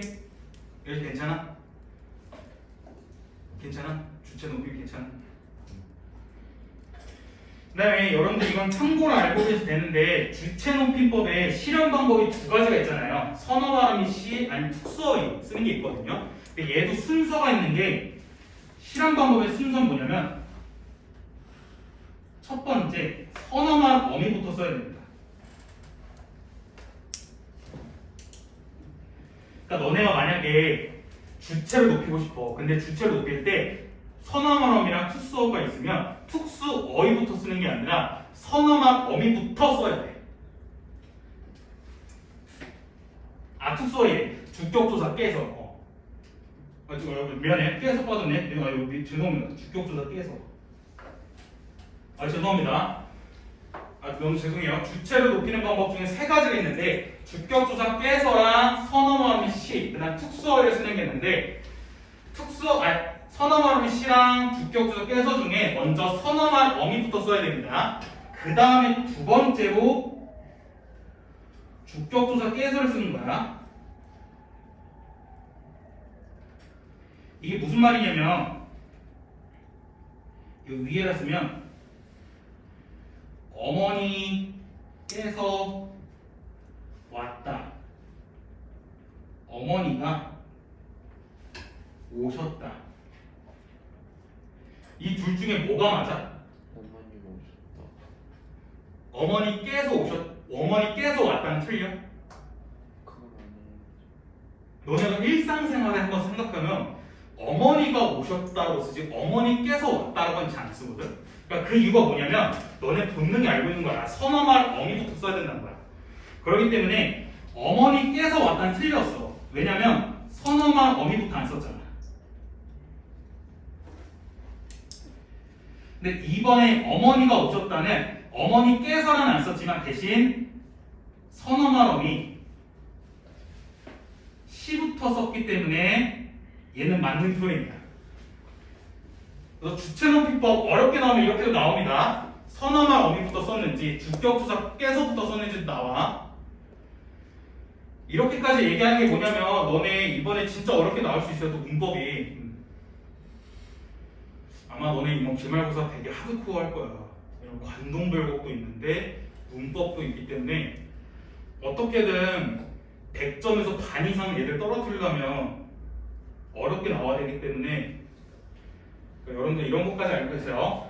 주체 높이법이라는 것은 주어를 높이는 건데 실현 방법으로는 주격조사 깨서 선어말 시 특수어이를 쓰는 건데 대신에 선어말 어미랑 주격조사 깨서 중에 뭐부터 쓰냐? 선어말 어미부터 써야 된다.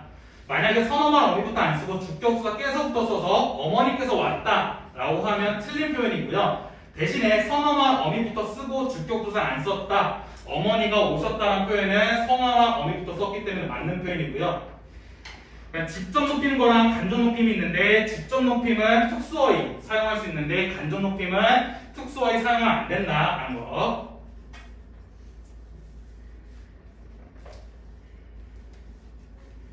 자, 그럼 객체 높임법입니다. 객체 높임법은 목적어나 부서, 그러니까 객체를 높이는 건데 얘는 부사격조사 깨나 아니면 특수어이 그리다, 모시다, 엿주다, 뱉다 이런 것들 쓰는 겁니다.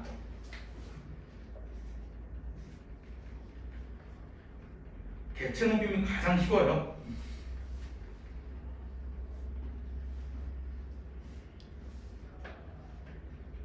자, 그럼 3번 문제 한번 볼게요. 주체인지 객체인지 쓰랍니다. 선생님께서 철수에게 책을 주셨다는 주체. 주체지. 왜? 선생님이 하시고 선생님께서를 썼고 그 다음에 주셨다에 뭐 썼어? 시 썼죠. 그렇기 때문에 주체. 2번 나는 할아버지를 모시고 병원에 갔다는 객체가 누구야? 할아버지지. 할아버지를 어떻게 높였어?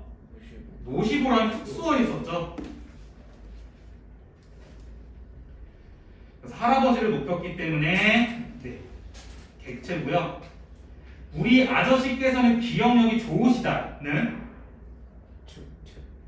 주체죠. 얘는 주체 중에서 직접이야 간접이야?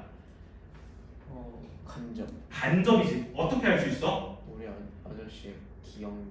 그러니까 지금 봐봐. 너네 이 문장을 봐봐. 좋으시다의 주어는 뭐야?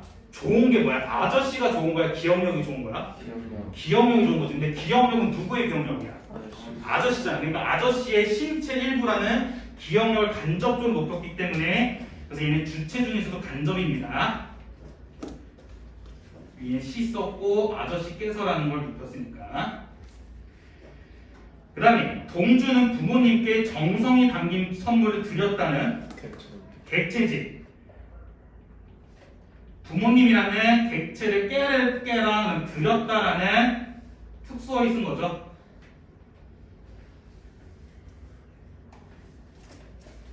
괜찮아? 여러분들 혹시 여러분 겁을 주는 건 아닌데 여러분들 이 그 문법 책의 이 파트는 무슨 책이냐면 아마 중학교 때 쓰신 분들은 사실 드릴북이라 해서 이건 중학교 애들이 쓰는 거거든요. 중학교 1, 2학년들 문제가 정말 기초 중에 기초가 많아요. 혹시나 여러분들 3번이랑 지금 우리 지금 3번까지 풀었는데 3번까지 풀었을 때 혼자 못 풀겠다 하신 분들은 다시 개념 꼭 꼼꼼히 보셔야 돼요. 자, 그럼 4번. 다음 문장을 주체, 객체 구분하고 실현 방법에 대해서 체크하랍니다. 어머니께서 커피를 드신다는 주체야, 객체야? 주체지. 어머니야를 높였는데 어머니를 어떻게 높였어? 깨서라고? 드신다. 드신다는 뭐뭐 시 쓴 거 맞죠? 네, 누구야? 드신다가 뭐뭐 시야? 드신다 뭐야? 숙소이지.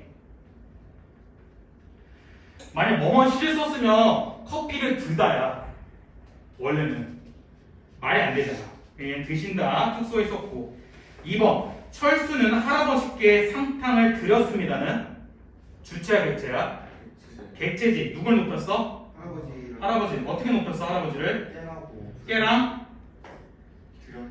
그래 드렸다는 특수어에 있었죠. 그 다음에 아주머니는 장성한 아들이 있으시다는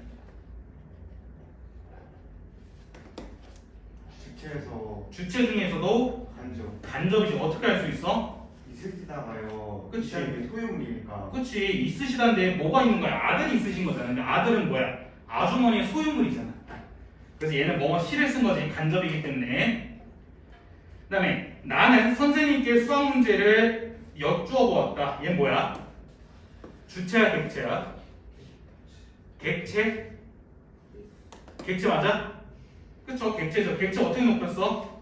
깨하고 줬다. 그치 깨랑 여쭈어라는 특수어 있었죠. 선생님이 높이고 있잖아. 오케이. 네, 그래서 저번 주에 저희가 여기까지 했었습니다. 복습할 겸 같이 내용 같이 보고 빠졌던 내용 다시 추가했는데. 자, 174페이지입니다. 네, 앞선 부분 그냥 시험 안 나오고요. 여러분들 그냥 잠깨라고 잠깐 얘기한 거니까 보시면 되고요. 상대높임법입니다. 상대높임법이란 것은 주의하셔야 될 게 주체높임법이랑 객체높임법은 무조건 높이는 거였거든요. 근데 상대높임법은 뭐야? 상대높임법은 높일 수도 있고 낮출 수도 있는 거였죠. 근데 이 높이는 것과 낮추는 걸 어떻게 판단할 수 있느냐? 그 사람의 높임 대상의 나이 혹은 사회적 지위에 따라서 이 사람한테는 높여야 되겠구나, 이 사람한테는 낮춰야 되겠구나 생각하는 거죠.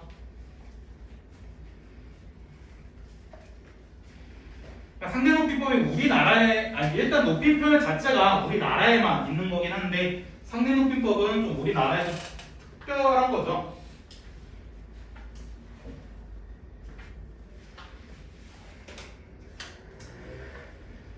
네, 그래서 상대높이법은 종결 표현을 통해 실현되면서 격식체와 비격식체가 있습니다.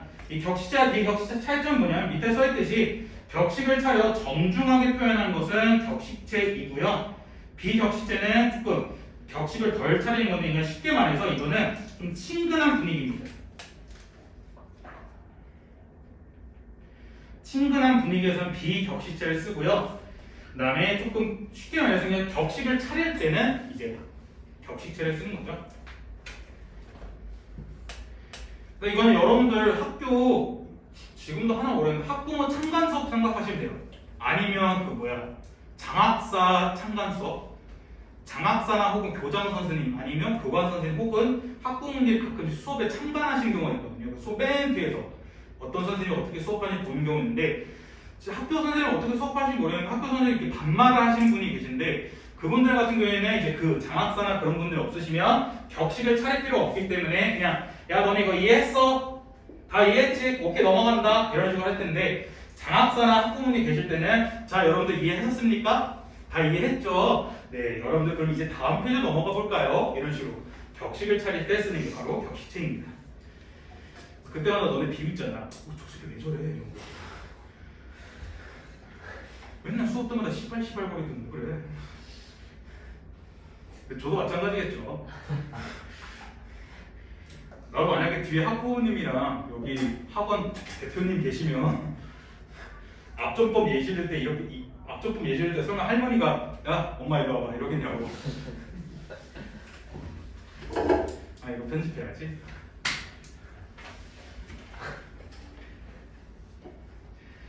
자 보시면 네 5번은 이거는 여러분 근데 이거는 그때도 말씀드렸던 것처럼 안타깝지만 이 표를 어느 정도 알고 계셔야 됩니다. 그러니까 상대높이법에서 문제가 나오는 게 바로 이렇게 5번 문제처럼 나와요. 이게 격식체냐 비격식체냐 아니면 또 6번처럼 이게 해체냐 하십시오체냐 헤라체냐 해요체냐 하계체냐 이렇게 나오기 때문에 여러분들 뭐가 무슨 체인지는 알고 계셔야 됩니다. 자 그래서 6번 보시면 철수는 도서관에서 조용히 공부합니다인데 공부합니다 할 때 뭐뭐 씁니다 비읍니다를 쓰거든요. 뭐뭐 비읍니다를 쓰면 하십시오체입니다. 그 다음에 이것을 선생님께 드려라. 이건 무슨 체일 것 같아? 그렇지. 이제야 오는 구는 혹은 어서와. 어서와 뭐면 어서와는 뭐일 것 같아? 이거 완전 반말이거든. 이거는 해체입니다. 해체가 완전 반말이야.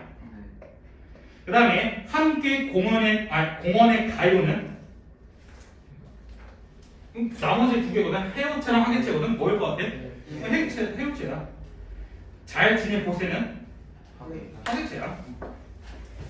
이게 웬만하면 다 판단이 되긴 하는데요. 이게 조금 어렵게 나오면 많이 헷갈리거든요. 그래서 여러분들 위에 표를 그냥 암기까지는 아니고요. 그냥 자주 보시는 게 제일 좋습니다. 아 이런 게 이거구나. 이런 식으로. 그래서 제일 좀 문제가 쉽게 나오면 이게 하십시오체냐 혹은 하오체냐 이거 판단하는 게 나오는데 가끔씩 문제가 어렵게 나오면 어떻게 나오냐면 헤라체랑 해체 비교하는 것도 나오고요. 아니면 이제 헤라체랑 해오체 이렇게 비교하는 게 나오기 때문에 여러분들이 이 표를 최대한 자주 보시면서 아 이거는 이거구나 하는 식으로 알고 계시면 도움 돼요. 자, 그 다음에 175페이지 시간 표현입니다.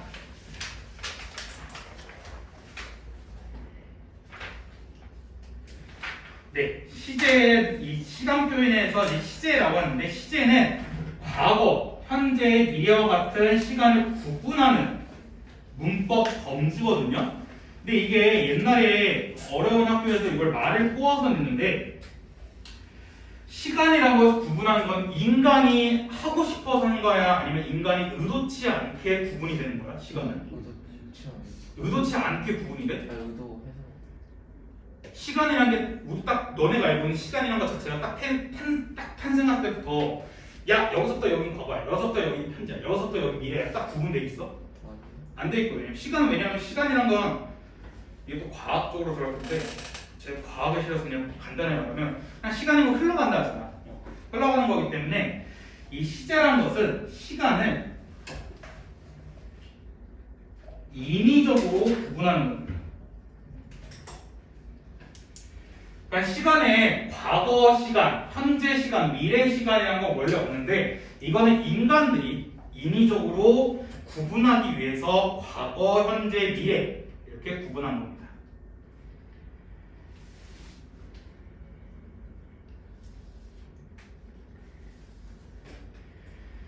네, 일단은 시간을 판단하는 건요. 우리가 이거는 저번에도 말씀드렸던 것처럼 한국 사람이면 웬만하면 높임표현이랑 시간표현을 다 우리가 본능적으로, 태생적으로 알거든요.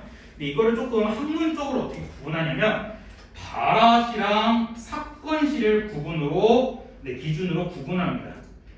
발화시라는 건 뭐냐면 밑에 써있듯이 화자가 말하는 시점이고요. 사건시라는 것은 동작이나 상태, 그러니까 사건이 일어난 시점을 사건시라고 합니다.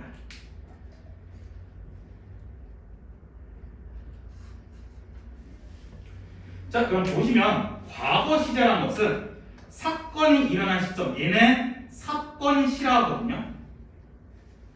네, 말하는 시점, 얘는 발화시라는데 사건시가 발화시보다 앞서는 시제랍니다. 이게 무슨 말이냐면, 자, 아이들이 어제 운동장에서 뛰어놀았다는 겁니다. 아이들이 어제 운동장에서 뛰어놀았다 이 문장에서 사건은 뭐야? 뛰어놀았다지. 아이들이 뛰어노는 게 사건이거든. 아이들이 뛰어논 거는 사건이야. 그렇기 때문에 아이들이 뛰어논 사건 시는 언제야? 어제야, 오늘이야? 어제지. 어제가 사건이 일어난 시점이거든. 근데 지금 아이들이 어제 운동장에 뛰어놀았다는 건 어제 말하고 있는 거야? 오늘 말하고 있는 거야? 오늘 말하고 있는 거지. 그럼 지금 말하는 시점이 오늘 여기 있거든. 근데 사건이 일어난 시점, 뛰어놓은 건 여기 있어. 앞과 뒤라 했을 때 둘 중에 뭐가 더 앞에 있어? 뭐가 먼저 일어났어? 말하는 게 먼저 일어났어? 아니면 뛰어놓은 게 먼저 일어났어? 뛰어놓은 게 먼저 일어났지. 그렇기 때문에 과거 시제는 뛰어놀았던 사건이 먼저 말하는 시간보다 일어난 거야. 그래서 앞서는 시제. 그래서 과거 시제라는 것은 사건시가 발화시보다 앞서는 시제입니다. 오케이? 그래서 이걸 그림으로 나타내면 이렇게 나타낼 수 있는 거예요. 여기가 앞, 여기가 뒤인 거야.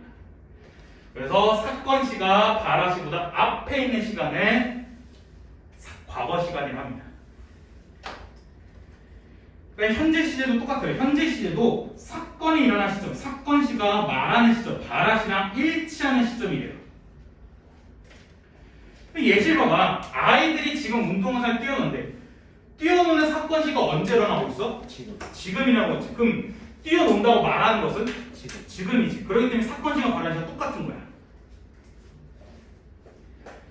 그 다음에 미래 시제는 사건이 일어난 시점, 사건시가 말하는 시점, 발화시보다 나중이래.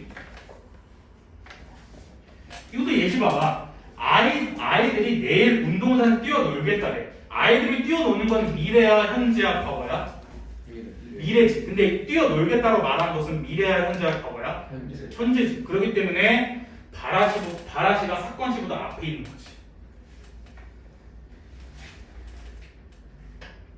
그래서 시제 표현은 이미 우리가 한국인 이상 딱 보자마자 안단 말이야. 그래서 문제를 어떻게 넣으냐면 이 문장은 과거 시제다, 미래 시제다, 현재 시제다 고르는 게 아니라 이 문장은 사건시가 발화시보다 앞서는 시제이다. 혹은 이 문장은 사건시가 발화시보다 나중인 시점이다 라고 이렇게 나와요. 선지에. 그렇기 때문에 뭐가 앞서고 뭐가 뒤인지를 알아야 되는데 저는 언제나 이걸 추천하는 게 뭐냐면 여러분들 시제 문제 나오잖아요. 시제 문제 나오면 그냥 맨 위에 이 표를 쓰세요. 그냥 쭉 밑줄 치고 사 발은 과거, 그 다음에 발사는 미래 이렇게 생각해. 사 발은 과거, 발사는 미래 이런 식으로. 이게 제일 편해요. 이거 표 안 그리고 그냥 너네가 머릿속으로 과거는 사건시가 발화시보다 앞서는 시제잖아. 그럼 너네 어느 순간 문제 풀다 이거 꼬여서 헷갈리게 되거든요. 그래서 시제 표현은 무조건 과거 시제냐, 현재 시제냐, 미래 시제냐 이렇게 직접 물어보는 게 아니라 사건시가 발화시보다 앞서냐, 혹은 사건시랑 발화시가 일치하느냐, 혹은 사건시가 발화시보다 나중이느냐 이런 식으로 문제 나옵니다. 그 다음에 정말 더 치사하게도 문제 나오면 이 말 자체를 바꾸는 거지. 발화시가 사건시보다 나중이다. 혹은 미래는 어떻게? 사건시가 발화시보다 나중이다. 이런 식으로. 또 말장난 쳐서 나와요. 그러니까 그냥 차라리 이 표를 그려놓으란 거야. 이 그림을 그려놓으면 그냥 어떻게 말이 나오든 사건시가 발화시보다 나중이다 할 때 그냥 이 표를 보면 되죠. 사건시가 발화시보다 나중이네. 이게 미래 시제 이런 식으로.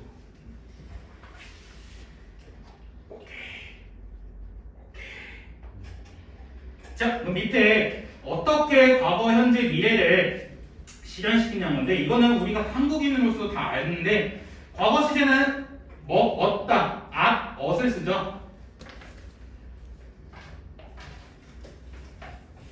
글씨가 좀 개판인데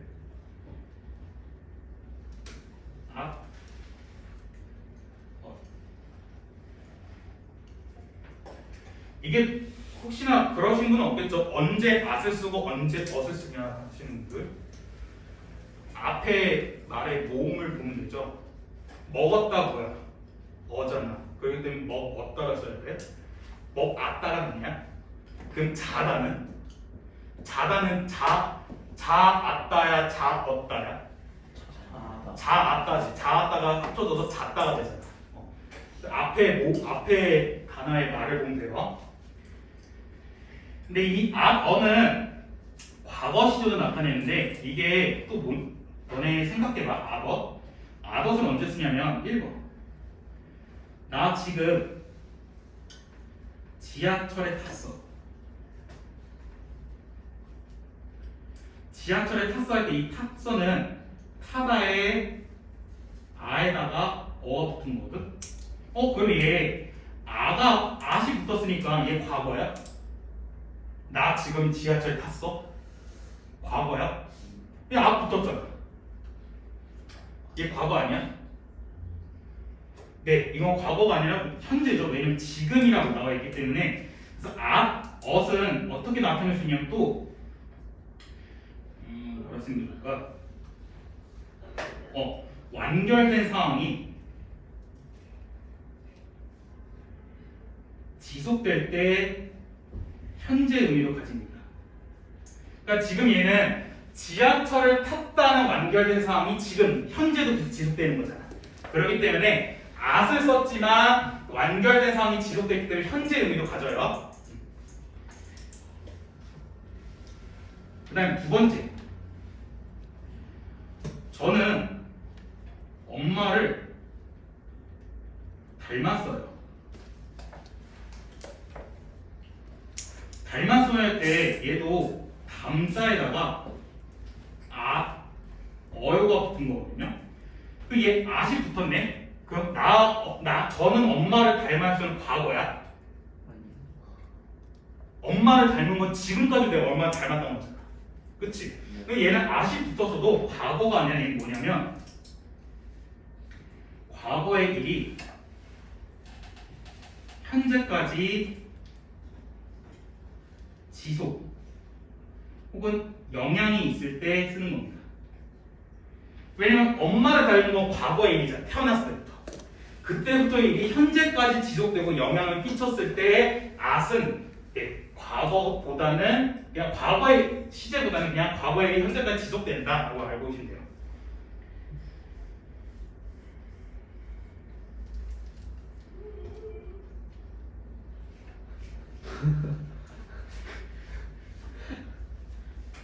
그래도 지금 시간은 양반이야. 옛날에 제가 여기서 7시부터 10시 수업했거든요.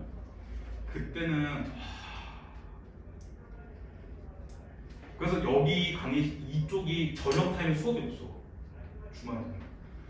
여기 바로 꼬치집 있잖아, 술집. 그 다음에 여기 뭐야, 고깃집까지 있잖아.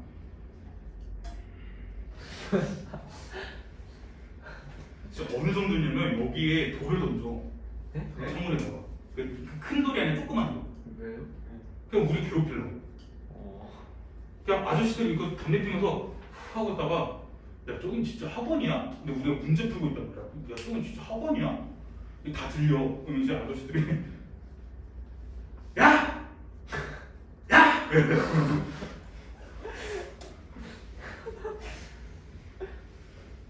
그 이제 문을 열잖아. 문 열 때 이제 그때 또 뭐야 재작년인가 그랬을 때 마스크 쓰고 이러니까 예? 이랬더니 예.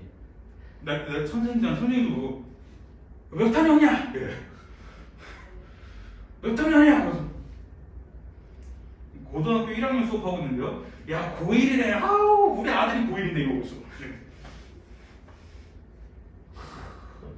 하고 여기 또 심지어 막 뭐 여기 뭐 은근 그 젊은 남녀도 많이 와서 여기서 엄청 시끄러워. 어떤 애는 여기 다녔었나 본데 아 씨발 작년에 좀 존나 나랬네 이러고 있어. 또 막 밑에 선생님 욕하고 있어. 삐 진짜 개새끼였다니까 이러면서 막 욕하고 있어. 나 이거 가만히 듣고 있지. 또 심지어 내가 수업을 하잖아. 그럼 이제 애들이 이 뒷단이 더 재밌어. 내 수업 안 들어. 다 뒤. 이제 뭐 너네가 세찬이 치는 거야. 야 세찬 좀 문 좀 열어봐. 문 열어. 그럼 또 심지어 문 열리고 야 문 열렸어 이래 또 밑에서. 지금은 그래도 그 별로 안 취한 사람들이 있어서 그렇지 와 답이 없었어요. 자 그 다음에 세 번째 또 뭐가 있냐면 너네가 만약에 그럴 수 있어. 숙제를 안 해왔어. 숙제를 안 했는데 내가 이번에 숙제 안 하면 진짜 그 한 글자 한 글자만큼 깜지를 쓴다 했어. 그 너네들 만약 어떤 애가 숙제를 안 해왔어. 그러니까 만약 건이가 숙제 안 해왔어. 그럼 너네가 건이 숙제 안 해오면 뭐라 해? 야 너 이제 좆됐다. 아니면 너 이제 진짜 죽었다 하죠. 너는 이제 죽었다. 그래서 근데 이때도 죽었다 같은 경우에는 죽다에 어시 붙었거든요. 얘도 어가 붙었으니까 과거야. 너는 이제 죽었다가 아니. 과거 아니지. 네. 지금 건이 죽었어 안 죽었어? 안 건이 안 죽었어. 그렇기 때문에 너는 이제 죽었다가 뭐냐면 얘는 미래입니다. 미래의 일을 확신할 때 ot을 씁니다.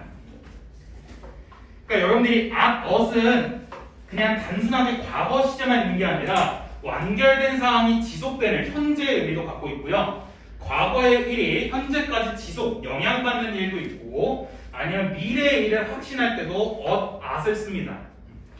그러니까 ot은 그냥 단순하게 하나의 뜻이 과거 시제만 나타내는 게 아니야. 여러 시제를 다 나타내요. 그래서 ot도 문제 어렵게 나오면 이렇게도 나와요. ot도 그냥 하나의 시제만 얘기하는 게 아니라 여러 시제를 또 물어봐요. 그 다음에 또 먹은 빵 같은 경우에는 얘는 먹다에 니은이 붙은 거고요. 그 다음에 예뻤다는 얘도 붙은 거죠. 그 다음에 예쁘던 같은 경우에는 던이 붙은 이런 거고.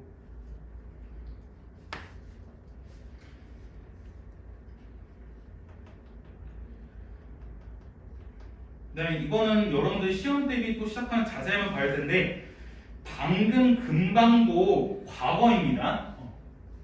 그러니까 뭐야? 예를 들어 너네가 하고 왔는데 그러면 방금 떠났어 할 때 뭐야? 방금이라는 것은 떠났다는 것을 과거를 나타내는 거죠.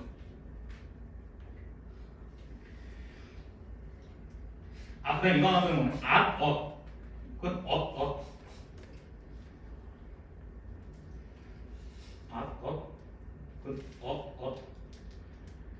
쓴 건 진짜 옛날이에요. 완전 지금 과거의 일이 현재 단절된 거.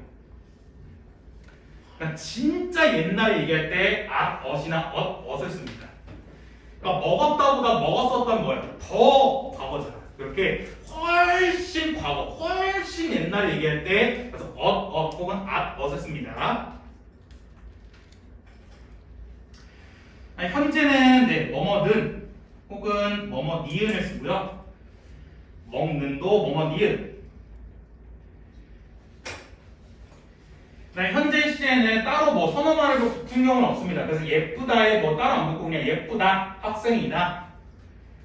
그 다음에 예쁨 같은 경우는 니은 쓰는 거.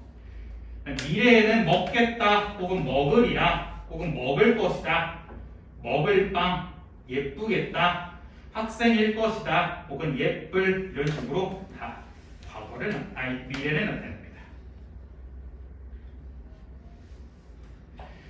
그 밑에 선어머러 및 get의 다양한 의미가 있습니다.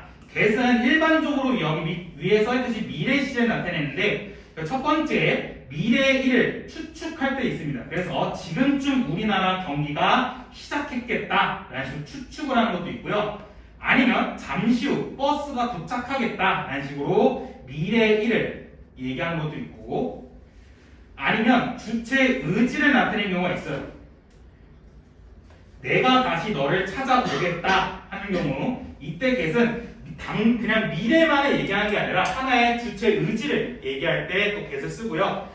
근데 이 주체의 의지 쓸 때 얘는 1인칭만 가능합니다.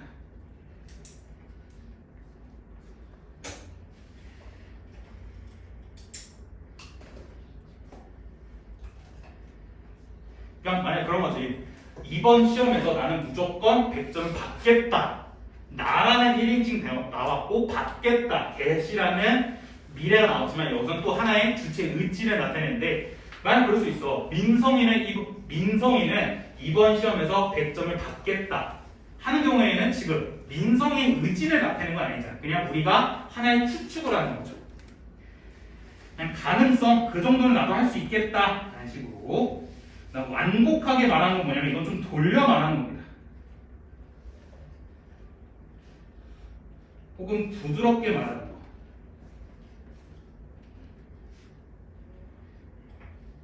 그래서 들어가도 좋겠습니까는 원래는 들어가겠다. 들어가도 좋냐? 들어가겠다 라는 생각할 텐데 그게 아니라 들어가도 좋겠습니까? 라는 식으로 조금 완곡하게 말하는 건데, 얘는 무슨 의문 같아요? 들어가도 좋겠습니다는? 무슨 의문이야? 물음표 쓰긴 했잖아. 수사? 얘는 수사 의문이죠. 그래서 완곡하게 말하는 이 get은 수사 의문도 얘기합니다.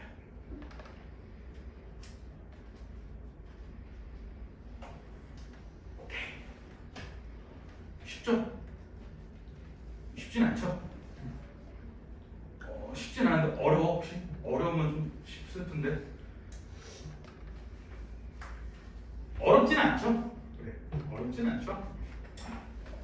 그래서 시간 표현을 여러분들 아까도 말씀드렸던 것처럼 사건시, 발화시 기준으로 구분하는 거 중요하고요. 그 다음에 또 자주 나오는 게 바로 아까 말씀드린 이겁니다. 엇이 그냥 과거 시제만 나타내는 게 아니라 완결된 상황이 지속되는 거, 미래의 일을 확신하는 거, 과거의 일이 현재까지 지속되는 거.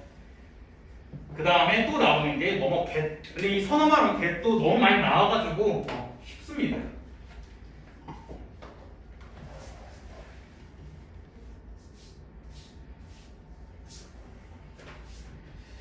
문제는 못 풀 것 같고요. 일단 이거 체크해 두세요. 7번 숙제입니다. 이건 다시 한번 제가 다시 써놓을게요. 7번 숙제예요.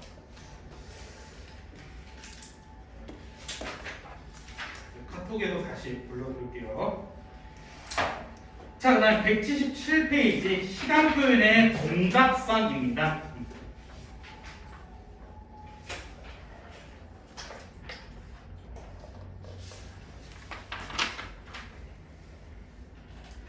자, 동작상을 얘기하는데, 동작할 때 그 시간 표현을 얘기하는 건데, 동작사라는 것은 중요한 게 발화시를 기준입니다. 사건시가 아니라 발화시를 기준으로 동작이 일어나는 모습을 나타내는 겁니다. 그래서 만약에 말하는 사건 그 기준으로, 말하는 그 시점을 기준으로 동작이 일어나고 있는 중이야. 그때는 진행이고, 그게 아니라 발화시를 기준으로 동작이 이미 일어났어. 근데 그 일어난 게 계속해서 지속돼. 그거는 완료입니다. 동작상이 문제에 많이 나오면 어떤 파트가 많이 나오냐면 치사하게 발화시랑 동작 갖고 장난쳐요. 동작상은 발화시를 기준으로 동작이 일어나는 모습을 표현한 건데, 얘를 장난칠 때는 발화시랑 동작 갖고 장난칩니다. 잘 기억해 두셔야 되는데, 왜 그런 거냐면 보시면 진행상이란 것은 어떤 동작이 진행되고 있는 거고요, 완료상은 어떤 동작이 이미 완료된 겁니다. 우리나라에는 현재 진행, 미래 진행, 과거 진행 있던 거 없어요. 그냥 다 진행이에요. 과거 완료, 현재 완료, 밀려 있던 거 없습니다. 다 완료입니다. 혹시나 저한테 와서 이렇게 하시면 안 돼요. 나한테 이게 헤드 PP군요 이러면 난 헤드 PP가 뭔지 몰라. 영어를 이미 손에 띈 지 지금 10몇 년이 넘었어. 그래서 진행상 같은 경우에 뭐뭐 고 있다, 혹은 뭐뭐 가다, 뭐뭐 중이다, 혹은 뭐뭐 면서 이런 것들을 쓰고요. 완료는 뭐뭐 어리다, 어리다, 혹은 있다, 있다, 혹은 뭐뭐 고서를 씁니다. 근데 주의하셔야 될 게 뭐뭐 고 있다는 얘는 중의적으로 해석이 가능해요. 그러니까 뜻이 두 가지가 가능하거든요. 그러니까 얘는 진행, 완료가 둘 다 됩니다.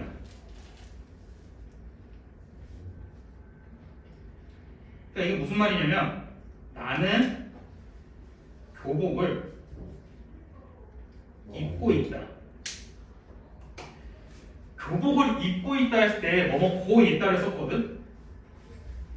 얘는 진행이야 완료야? 교복을 이렇게 입고 있는 중이 아니면 교복을 다 입은 상태야? 입은 상태. 어떻게? 네, 두 가지 의미가 다 가능하죠. 그렇기 때문에 얘는 중의적 해석이 다 가능합니다. 나는 교복을 입고 있다가 교복을 이렇게 입고 있는 순간일 수도 있고, 막 입고, 야 너 뭐해? 나 교복 입고 있는데? 이럴 수 있잖아. 근데 너 뭐 입었어? 나 교복 입고 있는데? 이럴 수 있잖아. 그렇기 때문에 진행 완료 둘 다 가능합니다. 뭐 먹고 있다는. 그 다음에 제가 왜 계속해서 위에서도 동작상이랑 발화시를 기준으로 동작이 일어나는 순서를 얘기했냐면, 예를 들어 이거야. 앉아있다.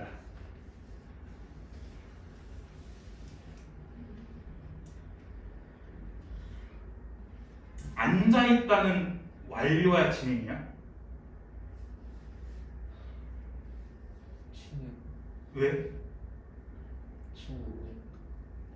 앉아있다.